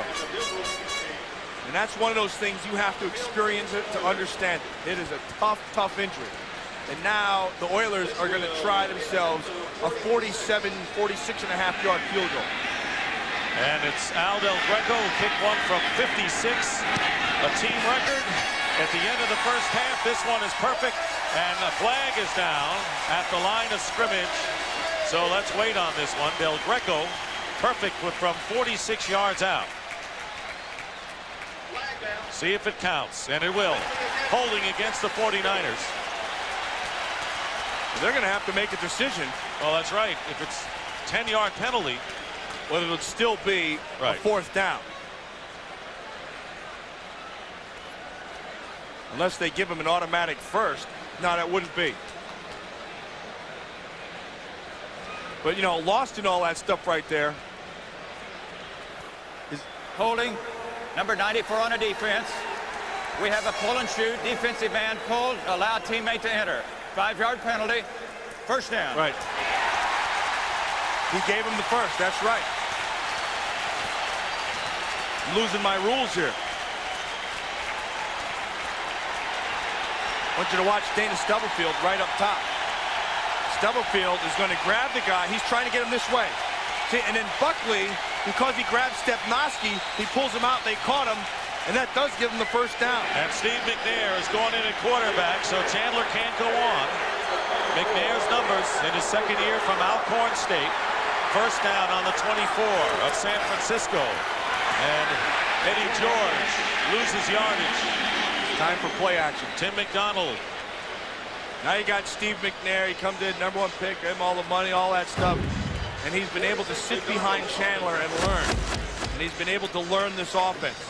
Now, the one thing I noticed about Steve McNair, just in watching him in practice, is he's not real accurate at this point. And that, of course, that's just watching him in practice. When I watched a couple things come open, the ball's not 100% on. I asked Jerry Rome about that, and he said, you know, that was a good observation, but you don't know what he can do in a game. So some guys are gamers. We'll wait and see. He's been in 2 games thus far this year. 15th play of the drive, second down and 11. McNair rolls out, and the pass is caught. Flag is down. That's Willie Davis at the 15-yard line. But there's a flag thrown. Did you see what Rome did right away with him? Got him out. He got him out. He let him use his feet. And they'll nullify that pass completion. Would have been a yard short of the first down. The other thing that they did right away, I said it right at the end of the last play. Holding. Number 72 on the offense. Brad 10-yard Hopkins, the penalty. left tackle. Repeat second down. When you start running the football so well, watch Hopkins right here, and they're going to try to, they play action. When you start running the football so well, you have to go with play action, start drawing people up. You're going to watch this as Chandler on that sack. Barker misses him. And then Dolman gets him, and it was just too much. I mean, he'd been beat up way too much. Right now, the Oilers would be very nearly out of field goal range. Second down and 21. McNair gets a rush. Picked up. And the pass is caught by Ronnie Harmon. And Harmon is out of bounds at the 23-yard line. A gain of 12 with Woodall downfield. So Ronnie Harmon, the reliable third down back who starred for many years with the San Diego Chargers. It'll be third down, and they still need about 10 yards for the first down, but they're in field goal range for Al Del Greco now. Del Greco had kicked one, and then they got another first down as a result of the penalty before.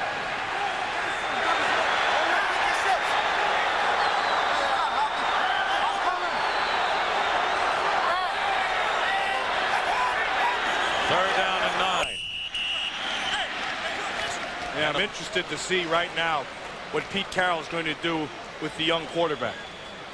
I mean, what happened with Brom was that Steve Sidwell, the defensive coordinator for the Oilers, decided to give him coverage. False start prior to the snap. Now Pete Carroll has an opportunity to do something with a young quarterback with Jerry Rome. So what I'm interested to see, because he can take off and run, if you're going to try to blitz him from the outside to keep him in the pocket, if you give him coverage down the field, there's a lot of different things you can do. But Rome, you can see, this is 15 plays gone by. This is the 16th play of this drive. Rome also is anticipating that. So you see how he calls the play. This is the longest drive play-wise of the year. 16th play, as Matt mentioned, third down and 15. A handoff to Ronnie Harmon. And Harmon gets to the 22-yard line. Brian Young downfield, a gain of 7 yards. And now Al Del Greco will come on. Good defense. Merton Hanks gets up, and he's hopping off the field. Boy, that hurts if they lose him. Because he is so versatile in that secondary. He plays safety, but he's able to take your third wide without having to substitute any players because he's got corner skills. When you lose him, you lose a big part of your defense. And incidentally, that was great defense by the 49ers. The second time they've stopped him right here. 39-yard field goal attempt by Del Greco. And the kick is good. Del Greco with his third field goal gives the Oilers a 9-3 lead in what is turning out to be a battle of attrition here at the Astrodome. Fox NFL Sunday is brought to you by the new Lexus ES300. The road is calling. Answer it. By Philips Magnavox, bringing the power of the internet to your own television. And by MasterCard. MasterCard. It's smart money. Back here at the Astrodome, Dick Stockton and Matt Millen, 2-5-2 teams. Two teams that are tied for first in their respective divisions. 9-3 to score. Al Del Greco with 3 field goals. His last one from 39 yards out. A 17-play, 63-yard scoring drive. 10.5 minutes. And the 49ers will get their hands on the ball offensively for the first time in the second half. Here, Derek Lavelle returning the kickoff is tackled at the 20-yard line. We'll take a break with 4:28 remaining in the third quarter.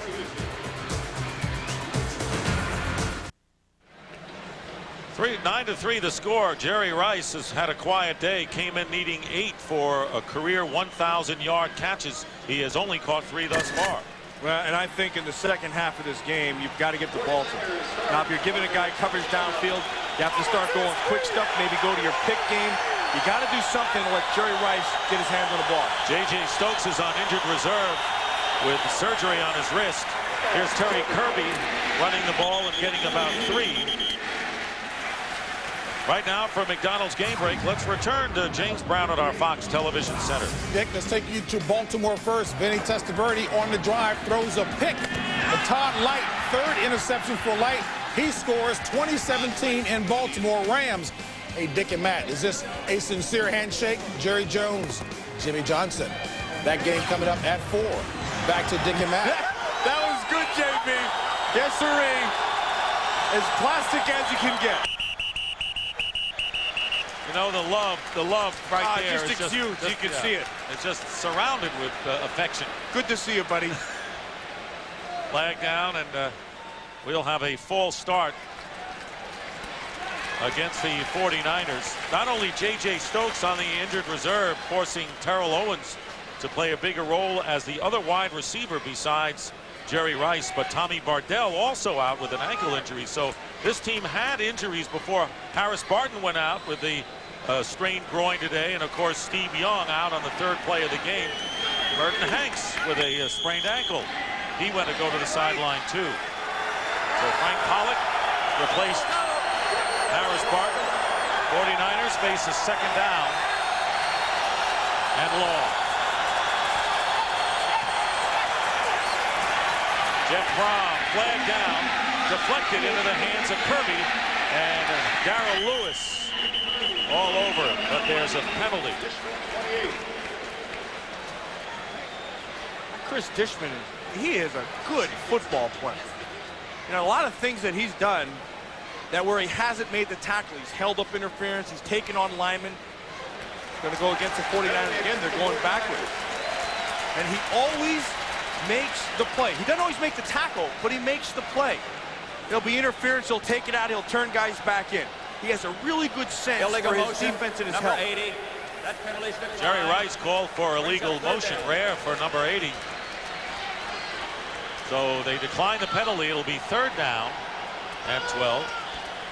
It's funny, you're talking to Jeff Fisher, and he said, look, one thing I'm not going to do, I'm not going to allow Jerry Rice to beat us.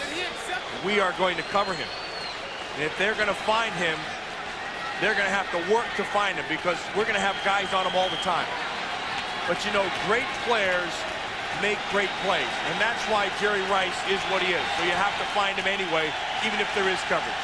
Third down and 16, as you point out, a lot of ways to get him loose, including putting him in the backfield.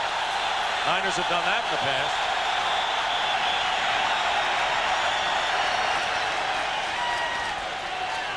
Yeah, I'm not sure about the yardage here. If they decline the penalty,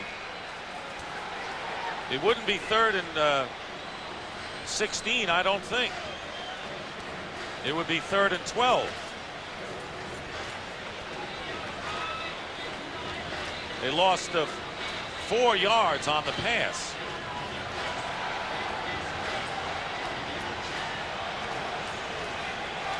Here's an explanation. The penalty was declined. Ball was spotted correctly. Brings up 3rd down since the penalty was declined. 3rd down. And it is 3rd and 16, so they lost some yardage on the pass. To clear that up. I'm still confused. You know what? So am I.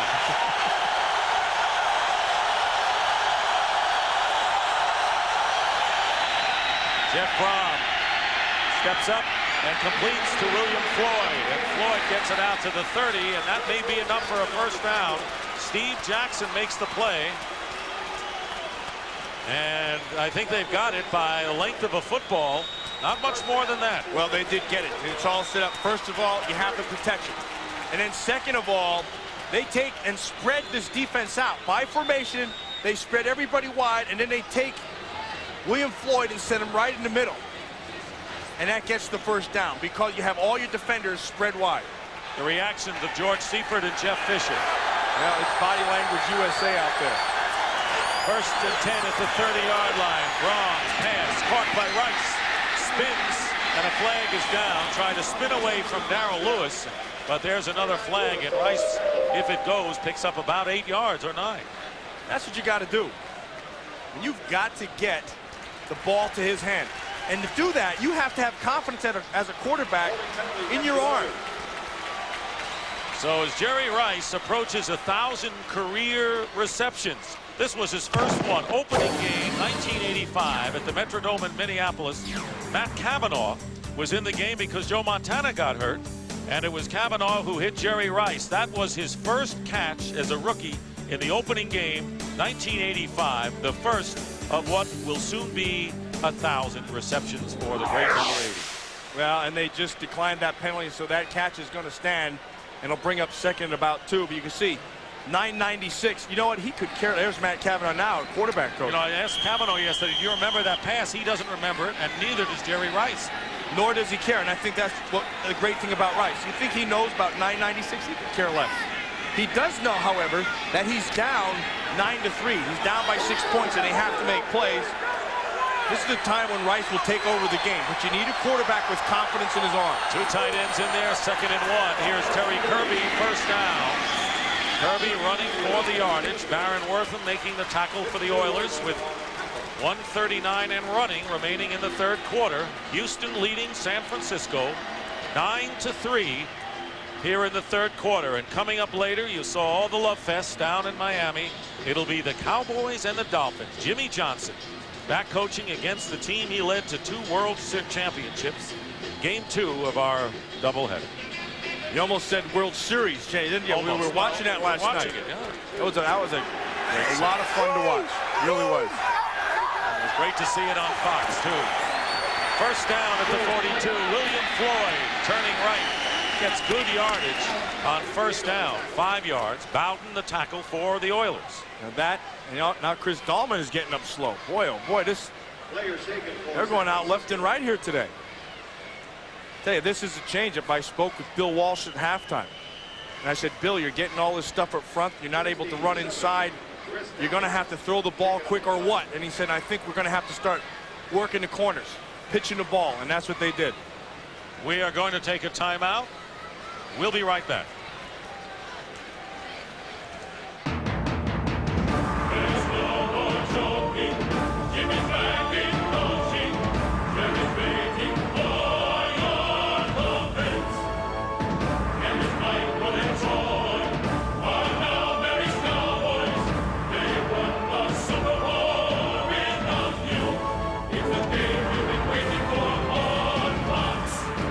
NFL Sunday, the Dallas Cowboys take on the Miami Dolphins later today.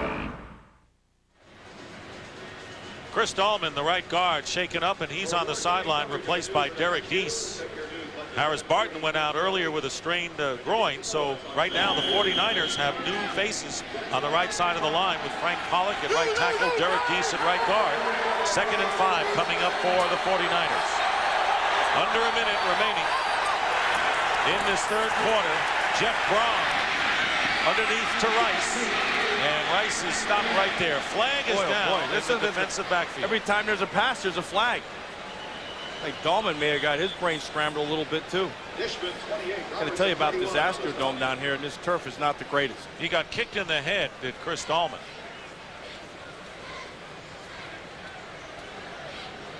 Dr. Clint checking the eyes. And that's that Snickers commercial. Where are you? I'm in Houston. Who am I? You're Dr. Clint. On a defense, 5-yard penalty, first down. I like the way you make everything a jovial thing, and I appreciate that. Yeah, and what's your name? Yeah. I'm Batman. Would you like to ride with Batman? I think that's a great commercial. And Dishman replaced by Steve Jackson. Dishman went out earlier for a couple of plays. So this battle of attrition continues here with less than a half a minute remaining in the third quarter. There you see the penalty story. What's surprising and unusual is that each team has had only one possession here in this third quarter. 1st and 10 on the 48 of the Oilers. Jeff Brom going deep and thrown behind Terrell Owens, and he had Darrell Lewis all over him, and Brom took a hit. Well, Brom had the defenders all over him. I don't think Terrell Owens knew where that ball was, because it was clearly they threw it where he had to be, and here comes the blitz, and they just got right up inside of him and put the hit on him.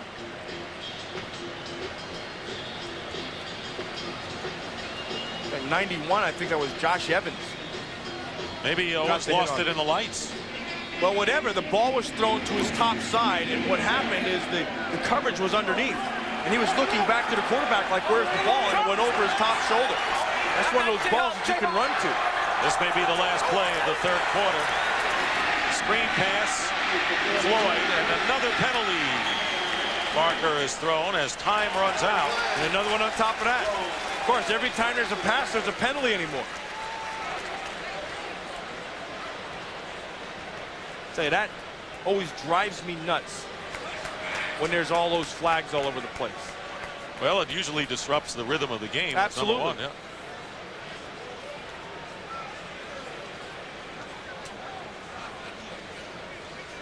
So the other thing that's been going basically unnoticed is William Floyd in this game. He's picked it up. Yeah, he's caught some balls inside. He's still not 100%. You can see that, just how he carries that knee. Kind of drags it just a little bit. But his insides won't let him sit any longer. I mean, they had to beat him off with a stick to keep him out of the office because he kept on hounding him to let me back on the field. So you just give him a tiny inch, and heck, look at him. He's playing all the time. Their plan was just to let him play 3 to 5 plays. We have 2 fouls on the offense. Illegal shift.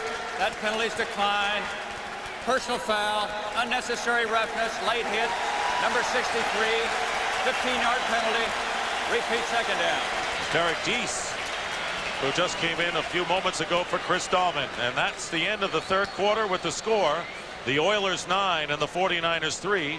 Fox NFL Sunday will continue after these messages from your local Fox station.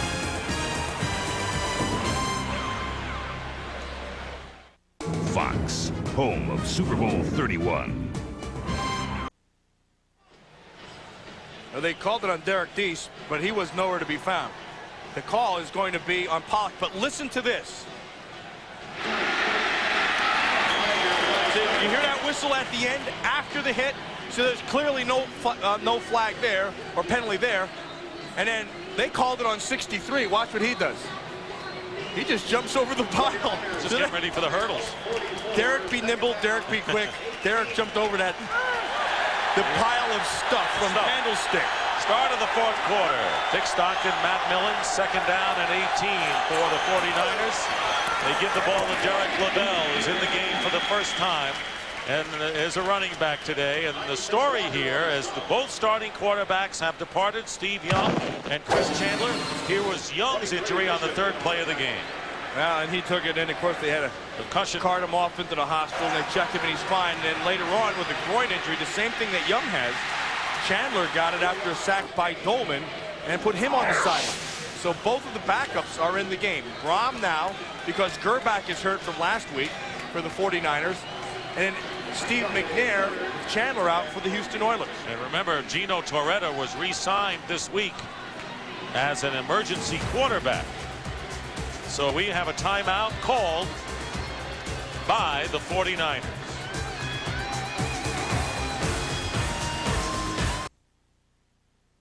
Hi, I'm James Brown, and in case you missed it, this is what you would have seen on Fox NFL Sunday. You know, what I'm dealing with this week is no fun.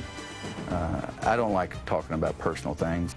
This is a Jimmy thing. You know, I was on the sidelines. I want to win as much as anyone else, and I've done more than anyone else. It's not necessarily who has the best team. It's who plays the best on Sunday. This is David and Goliath. Fox NFL Sunday. Next week. Check local listings. Fox NFL Sunday is brought to you by Gateway 2000. Personalized computers shipped factory direct. Back here at the Astrodome, there is Gino Torretta, who the third quarterback and active today with Steve Young having the groin injury, and Jeff Brom, he was signed on Wednesday. Third down and 14 after a 49er timeout. And Jeff Brom is going deep. Flag is down. They were going for Jerry Rice, double covered, but a penalty marker down up at the 40-yard line. Blaine Bishop, one of the better ones in the league, defending Rice. One of the real good ones in the league. Blaine Bishop knows where the 49ers bread is buttered. He's not going to let Rice get past him. And the flag will be against the Oilers, and that will result in a first down. Number John Marshall 28 on the with Ken defense. Norton. 5-yard penalty. First down. Jerry Rice is going to be running through. And that looked like that was fine with Blaine Bishop. He's working on the other side. Dishman gets the push on. He's fine there. And the flag looks like it was thrown up the field to the left more. On the other side of the ball. First down for the 49ers on the Oiler 47. Adrian Cooper, who is activated, number 49, is in at tight end. Terry Kirby charges his way to the 39-yard line, where Michael Barrow makes the tackle. We're in the opening minute of the fourth quarter. 9-3 the score. 3 Al Del Greco field goals, including an Oiler team record 56-yarder. And Jeff Fisher's Oilers matching wits with George Seifert's 49ers. Del Greco with 3 field goals, and Jeff Wilkins with 1, and that has been the scoring story in a defensive contest. You know, the 49ers don't run the ball straight ahead well enough, and so it plays into the hands of this Houston Oilers team defense because they run so well. So when you're going sideways, this Oilers team will run you down. 11th play of the drive, 2nd and 7. Screen to Terry Kirby. And right now for McDonald's game break, let's return to James Brown at our Fox Television Center. All right, Dick, take a look at this. Yes, it's Trent Dilfer tossing his 5th touchdown of the season, a bullet. And that brings him within 6 of Green Bay. Dan Marino warming up for his first start since week 4 today against Dallas. Let's take it back to Dick Stockton and Matt Miller. All right, thank you very much, JB. And Anthony Lynn making his first appearance in the backfield, number 29, replacing William Floyd. 3rd down and 6 at the 43 of Houston. Jeff Brom stepping up under pressure and completes the pass. That was excellent. Short of the first down, and it was caught by Rice. They were not going to let it. Was Dishman and Blaine Bishop, and they had it right from the start. Rice went in Z short motion. Dishman pointed right inside to Blaine Bishop. He knew where he was going to go. Watch him go to point. Bishop is sitting up here. See him point? He knows here's where he wants to get to. Look at how he's just stalking him. Throw the ball. Go ahead. Now we're going to converge. And Joe Bowden is there. Dishman is there. Blaine Bishop is there. And it's also 4th down, and the 49ers are going to go for it. They're going to go for it. So they have dropped their conservative ways since the Green Bay game. Going for it on 4th and 3 at the 40. Jeff Brom fires, and the pass is knocked down. Dishman intended for Rice, and once again, the Houston Oilers come up big.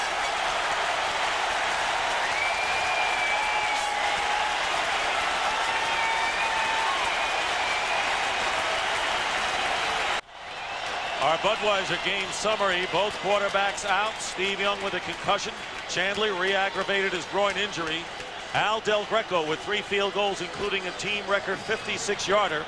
But the 49ers have just come up empty on a 13-play drive as Chris Dishman broke up the pass intended for Jerry Rice. Second time the Niners have gone to Rice on 4th down.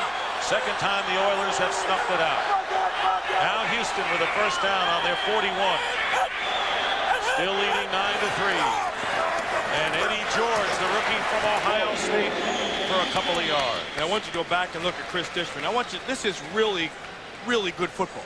I want you to watch Brom over here. He knows he has one-on-one out here with Dishman. Dishman knows it too. He also knows he has 5 yards to work with. This is called sitting on a ball. See how he stops right there? He's daring him to throw it, and then he breaks on the ball knowing that Brom has that one-on-one matchup. That's as good as it gets for quarterback play. I haven't make Ronnie Lott a happy man. Burton Hanks, who suffered a sprained ankle, back in the lineup. And free safety for the 49ers. Oilers 2nd and 7. Steve McNair looking for a receiver and finds one, and it's Russell with the catch. Derek Russell, and a bullet thrown by the second-year quarterback Steve McNair. All right, so you shuffle your deck, and McNair comes in, and you're Jerry Rome, and you say, okay, we got fresh legs, we got a live arm, let's move them around. We're going to run inside and keep everybody trying to jam it in, and then we're going to take McNair, we're going to roll him outside and spread and stretch that defense. It's exactly what he's doing. This is a great example of a coordinator using the whole field and using your people properly. 18-yard pickup. Oilers with a first down in the 49er territory. They're in the 38. Here is Eddie George. Gets tripped up and gets a few more. Very tough rookie runner. Very impressive. Eddie George picks up 5 yards. And good patience again. Patience in the offensive line. Patience with Eddie George, and patience on the sideline. I think a lot of times what happens is if your sideline is patient, your guys inside don't get. You know, they want to get, come on, let's keep on going, let's keep on going. Throw the football. But now you can see right now, total yards, George has 80 to 90. I mean, that's unbelievable. 2nd and 5. They're on the 33.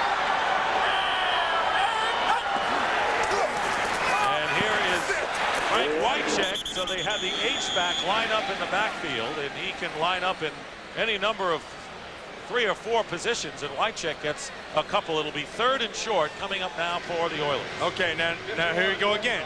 Pete Carroll on the other side, Tim McDonald. Okay, you're going to start, you're going to run the football. Now I'm going to sneak my safety up, okay? Now it's a numbers game again. We'll leave 3 guys back here, which means 8 guys up here. Tim McDonald is unaccounted for. They're going to hand the ball inside. McDonald will get right in there and make the play. 3rd down and 2.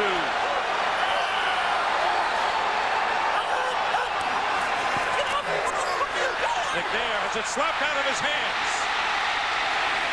And a fumble. Chris Doleman was right there.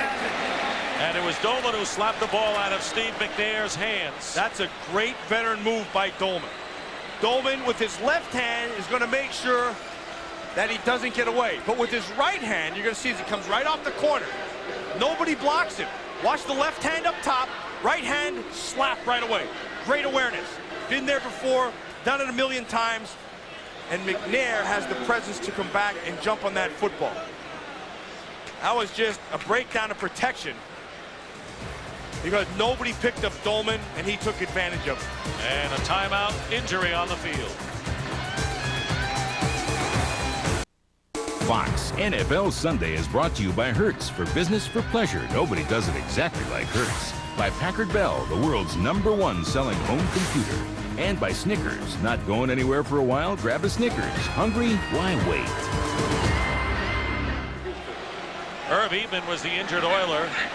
And he came off the field. 4th down. Reggie Roby with a sky-high kick and a fair catch called for by Terry Kirby. And I'll tell you how important that play by Doleman was, because that took the Oilers out of field goal range. Del Greco could have tried a 48-yarder were it not for that play. Look at what this Houston Oilers defense has done today. Now, keep in mind, Steve Young is out of there. But 106 passing yards, 48, it's 154 yards with 8:44 to go in the 4th quarter. Clearly, you can see the pressure, the sacks, yards per play, all that stuff done. Only 8 first downs allowed. You can throw that all out because the 49ers are one play away from having the lead in this game. They're on the 18-yard line. First down and a screen pass out to Terry Kirby. Kirby gets some yardage. Almost tripped up. Terry Kirby. And the biggest gain of the day. 48 yards off the screen pass for the 49ers, who are in business in Oiler territory, with Lewis and Barrow finally bringing down the former Dolphin. And a nice call. And now you're going to have this. They're going to come with the zone. They're going to come with the blitz. And they caught him inside. And here's the man responsible for Kirby. Deese takes care of that. And now you run everybody off. Bowden can't get him. Blaine Bishop misses him. Kirby gets to the middle. All excellent play call. They caught him in man coverage. And then Terrell Owens blocked down the field on Dishman, which allowed Kirby to go back inside. They had him locked up in man. They blocked the man coverage. Big play. First down on the 33-yard line. And here's Derek Lavelle going outside and pushed out of bounds by Raphael Robinson. That's a good example right there, what I was talking about. Where this running game of the 49ers is not a good matchup for this Houston Oilers defense. Because they can run, and they'll run to the sideline and knock them down. And then the other thing I think you have to keep in mind is Jerry Rice is more than just a receiver. Jerry Rice is a pure player. You can see he's working on Lewis, and Lewis said at the end, you see that right now, he has a good job. But Jerry Rice is a pure player when the ball's in his hands and when it isn't. Dexter Carter comes in and running back, teamed with Anthony Lynn, split backs on 2nd and 8. Ball at the 31-yard line, following the gain of 2. Jeff Brom takes off, and Brom, sealed by Barrow, short of the first down by a couple of yards, but gets to the 25-yard line. And Robert Young, former L.A. Ram, slow getting up. But he's up, and Roberson will take his spot. Hey, you look at it seems like every week we go and we talk about teams where there's former Rams all over the place, where they got rid of them and they're starting and productive other places. I think they're going to have to examine who's ever in charge of that and take a good look at them. Jeff Brom, 33 yards. Remember last week, Steve Young was the leading rusher for the 49ers.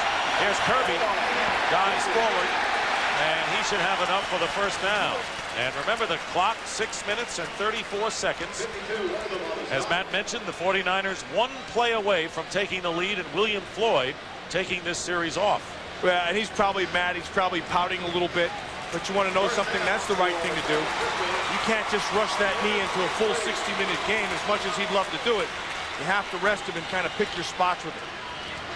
Tell you what he does do. You see, looking at Terry Kirby, he's running 23 yards rushing, a total of 84 yards in a game where there hasn't been very many total yards at all. Remember, Kirby was slowed with an ankle sprain last week against Cincinnati. First down, and here is the reverse to Jerry Rice. He slipped, but there he goes, head down inside the 20-yard line. Boy, that Cook made a nice play. You see that? There's Jerry Rice's mouthpiece right. He went back and got, oh, there he is, Derek Deese. Don't handle my mouthpiece. Watch Jerry Rice. But here's what I want you to watch. Watch up top. Cook reads it right away. Here's your rule. Stay as deep as the deepest. Now, Brom does a good job, but does a good job of turning him back inside. Now, I want you to watch. That mouthpiece pops out because he never had it in. See, he had it tucked in the top of his face mask. 2nd and 7. And the handoff to Lynn. And finally, Lewis comes up from the secondary to make the play. Darrell Lewis. And that'll be 3rd down and long coming up for San Francisco as we wind down to 5 minutes to go in the 4th. Yeah, and Darrell Lewis made the tackle. Michael Barrow again makes the play. Because you missed the tackle, but you turn it back inside, and Lewis can make the tackle. And again, it's the speed of this defense where they can run sideline to sideline. You're not going to get to the corner. Big play coming up. 3rd and 7.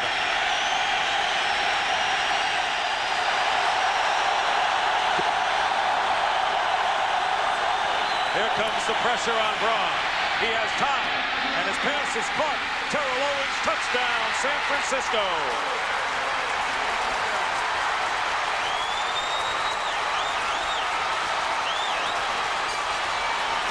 He beat Lewis. I just said 5 plays ago, they're only 1 play away. Said it. from going for the lead. And Pete Carroll was as happy as anyone in the booth after they scored this touchdown. Yeah, because he knows he has good defense. Brohm has the matchup he likes. Owens uses his strength. That's just a power move, and that's what gets him into the end zone. Owens with a big touchdown, big play in the 4.5-minute mark. And I believe that's the first career touchdown pass for Jeff Brohm, and a big one. Score is tied at 9, and Jeff Wilkins gives the 49ers the lead 10-9, and this was Brohm hitting Terrell Owens, who made a great catch beating Lewis, going in for the first touchdown of the game. The degree hot rookies from Week 8 are New York Jets receiver Keyshawn Johnson. He caught 8 for 94 in the loss to the Bills. Eddie George, who had 65 yards and a TD. He's had a better game today. And Arizona defensive lineman Simeon Rice, who leads all rookies with 5 sacks this season. Each week, Degree will track the hottest rookies from the NFL. Wilkins kicking off out of bounds. Oh, costly mistake for the 49ers. Mistake. That's going to bring the ball all the way out to the 40-yard line. And you remember, Del Greco's already kicked a 50-yard field goal, and the Oilers down by only 1 point now. Now, remember we talked about that one play in the previous drive? This was the key play. And I want you to keep this in mind. The Oilers took a chance and went man coverage. And there's the block on Robertson by Deese. And because of man, they ran everybody off. Kirby makes the big play. And then later on the touchdown, again, they go with man coverage, and Terrell Owens beats him and gets in for the score. 7 plays, 82 yards. Terrell Owens with the catch. And now, 1st and 10 for the Oilers on their 40, following the kickoff going out of bounds.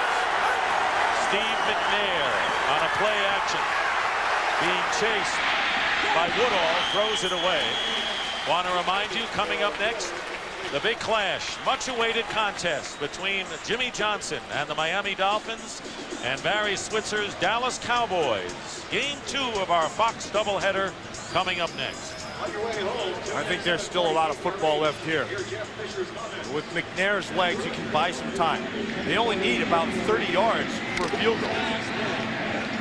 And with that, you know, that's one play, obviously, if you go down, but because he can move that pocket, you buy yourself time, and you also buy yourself more field to work with. 2nd down and 10. McNair has time, and the pass caught. Great catch made by Derek Russell with Merton Hanks all over him, and a gain of 11. Remember I talked to you about you have to have confidence in your arm? McNair has confidence in his arm, and this ball is thrown the only place it can be thrown. He stands in the pocket, he feels no pressure, and then he's just patient. Waits for that thing to come out. Look at that catch. Look at the coverage, and look at the ball. All of them are outstanding. And the Oilers have the ball in 49er territory. Clock is running, 3:42 remaining. 1st and 10 on the 49. And Eddie George runs into his own man.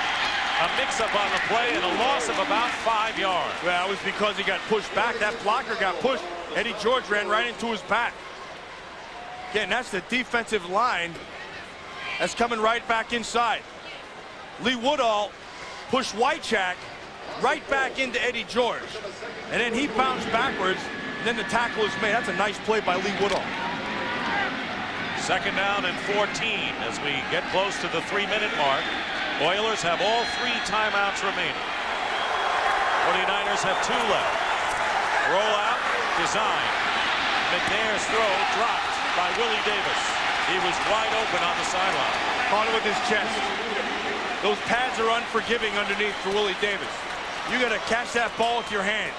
And if you try to catch it with your chest, you have to cradle it. This ball is a bullet. And McNair sees it. The defender slips down. Now put that ball where he can catch it. Right inside, boom, right off. McNair knew he had it, and he was disgusted.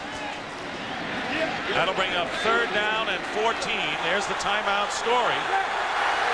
Houston has all 3 of theirs. Under 3 minutes remaining. Steve McNair, nowhere to go. And finally tackled 4 yards short of the first down by Dana Stubblefield after picking up 9. It'll be 4th down and about 4 or 5. I want you to watch what Pete Carroll is doing with his defense. You got Steve McNair. He's using his feet. Rome's going to roll him to the right so he can throw and have his momentum with him. So Pete Carroll says, all right, you're going to do that. I'm going to bring pressure off the left side of our defense to your offensive right. And we're going to force you to go back across your body. Houston calls a timeout right here. And then on top of that, you tighten up your coverage.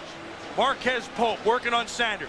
Again, you're going to bring pressure from the top side. You're going to have to be right. No place to throw there. You go to the other side of the ball. It's Tyrone Drakeford. And he's going to be working on Willie Davis. And then Tim McDonald, who gets on top. But the whole key is right here. They're going to bring their pressure off the top side. See, now you're going to force him to not go here. He has to go back. That's the whole key to that defense, and that's good defense. That's good X and O's. If you have the strength of your quarterback and he's starting to roll right, now defensively you counter that and make him go where he doesn't want to go. And so you bring pressure off your defensive left side. So there's a gamer too, incidentally. It looks that way. It looks like they're well fortified. Jerry Rome has a couple of reliable quarterbacks, but the backups have handled it all this game. Grom for the 49ers, Steve McNair, and it is 4th down and a long 4 on the San Francisco 43.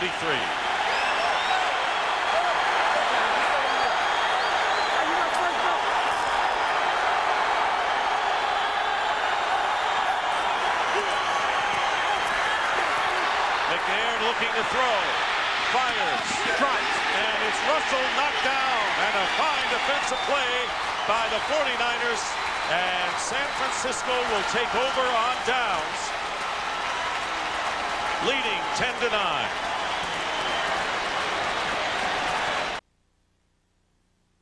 Fox NFL Sunday is brought to you by HBO. It's not TV, it's HBO. Dick Stockton and Matt Millen back at the Astrodome. Coming up next, the Cowboys and the Dolphins. Much awaited. When the schedule came out, everyone pointed to this game as one of the big ones this season in the NFL campaign. And you're looking at Merton Hanks, who was all over Russell, Derek Russell, who did not hold on to the pass. And as a result, the 49ers take over on downs, leading 10-9. In a precarious lead and a big game and a whistle, and we may have a false start call against San Francisco. Well, Merton Hanks stays with his coverage. And again, talked about this before. Watch him right here. They try to rub him off. He eludes that. Now stay with your man. Stay with the coverage. Because he's a safety and has coverage skills, his hand got right in there. And then the old body language king is at it again. And then I tell you, on the other side, Jeff Fisher, he got nothing. I mean, he got no body language to offer. All he has is a stare, and he also knows when it's incomplete, now you have to play defense. The penalty goes against the 49ers. It's 1st and 15, 2:18 to go. You can still stop him here, get the ball back, and try a field goal. They may have to use a timeout or two, plus the 2-minute clock. Here's Terry Kirby, and Kirby is stopped immediately by Anthony Cook. And now the Oilers will call a timeout. They have one timeout remaining.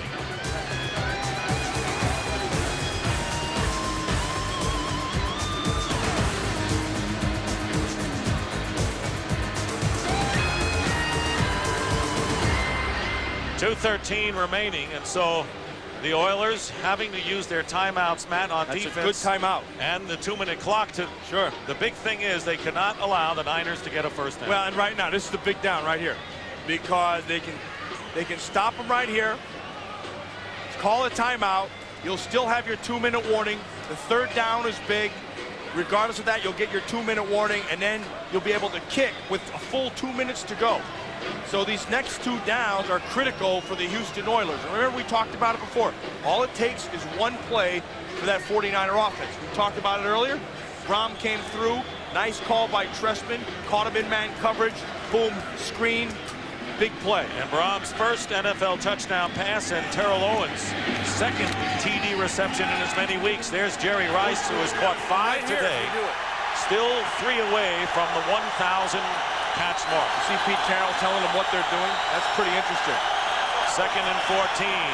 Brahms on a bootleg.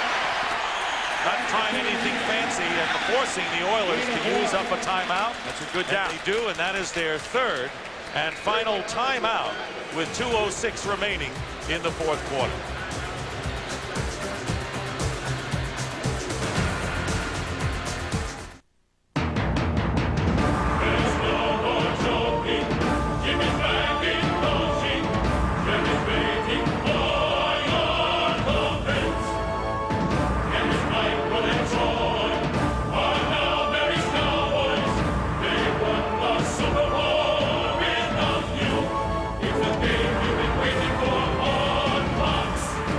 NFL Sunday, the Dallas Cowboys take on the Miami Dolphins next. Dallas Cowboys, Miami Dolphins coming up next. The big one in Miami. Jimmy Johnson, Barry Switzer, Troy Aikman, and Dan Marino will start for the Miami Dolphins. That's coming up next on the 2nd game of our Fox NFL doubleheader. One thing to point out in this game, it has been a defensive struggle throughout, as you see Bill Walsh now down on the sideline. Only 1 offensive touchdown, the rest field goals, and 3rd down and 12 coming up for San Francisco. Jeff Brom gets away, and he's down. It's a heck of a play right here. Jackson, and down to the 2-minute warning. And the 49ers will have to punt. We'll be right back. At our 2-minute warning, 1:59 showing on the clock. The Oilers are out of timeouts. And Steve McNair getting ready to come back in. That's Malcolm Floyd back deep for the Oilers, and Tommy Thompson punting for the 49ers. 10-9 in favor of San Francisco. Getting the go-ahead touchdown with 4:27 left in the 4th quarter. And a superb high kick by Thompson. And they're going to let that ball drop, and it was going to be down at the 14. It took a 49er bounce and a big break for the Niners. The Oilers have a long way to go to get into field goal range to try to pull this one out. In the rule by Malcolm Floyd, you set your feet on the 10. If it goes over your head, you take the chance and let it go into the end zone. They were lucky because they got themselves about a 10-yard bounce out of that thing. They got it out to about the 13.5-yard line. Steve McNair, 3 for 6 for 40 yards in relief of Chris Chandler. This has been a battle of backup quarterbacks today. Yeah, Del Greco's on the sideline, but before they can do that, McNair has got to drive them about 50 yards, 60 yards. And no timeouts to do it, too. Starting from the 14. McNair under pressure, Frank Wycheck.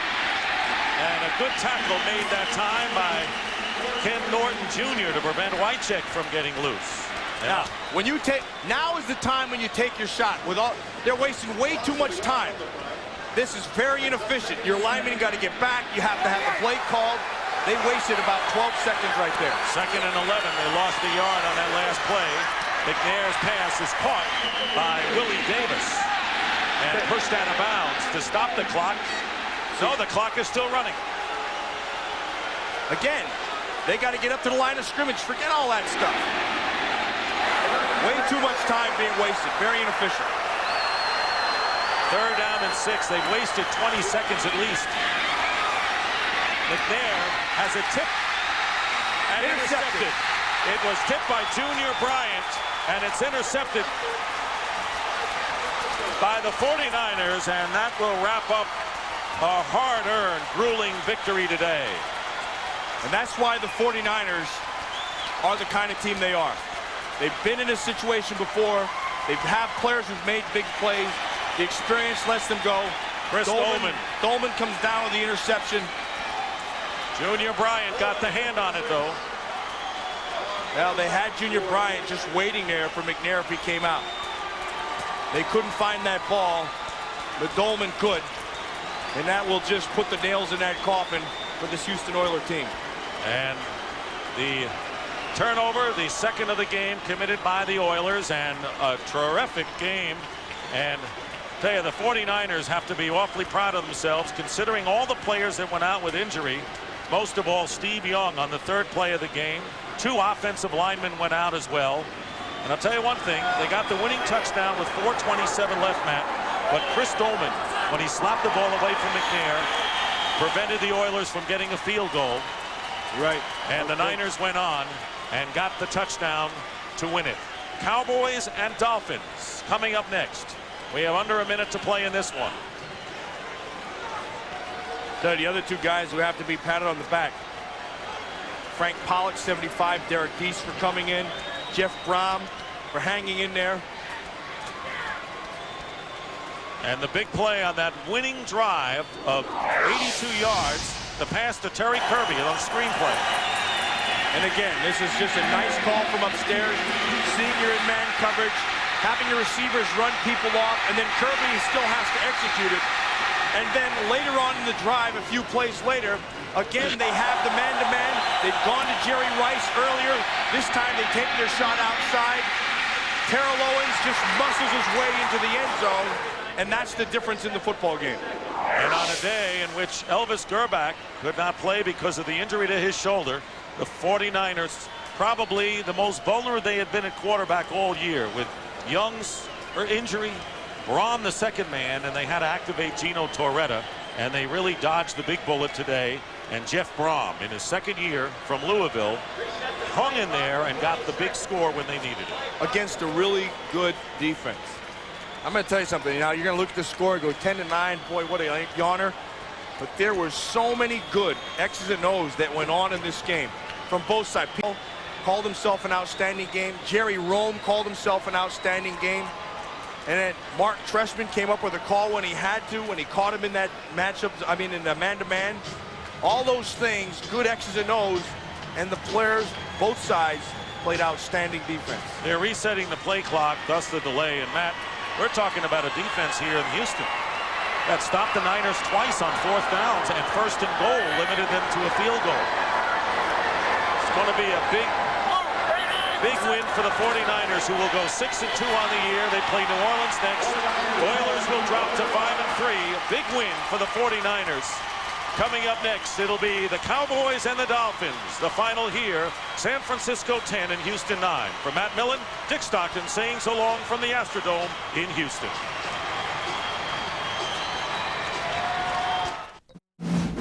This has been a presentation of Fox Sports, home of the Stanley Cup, World Series, and Super Bowl 31.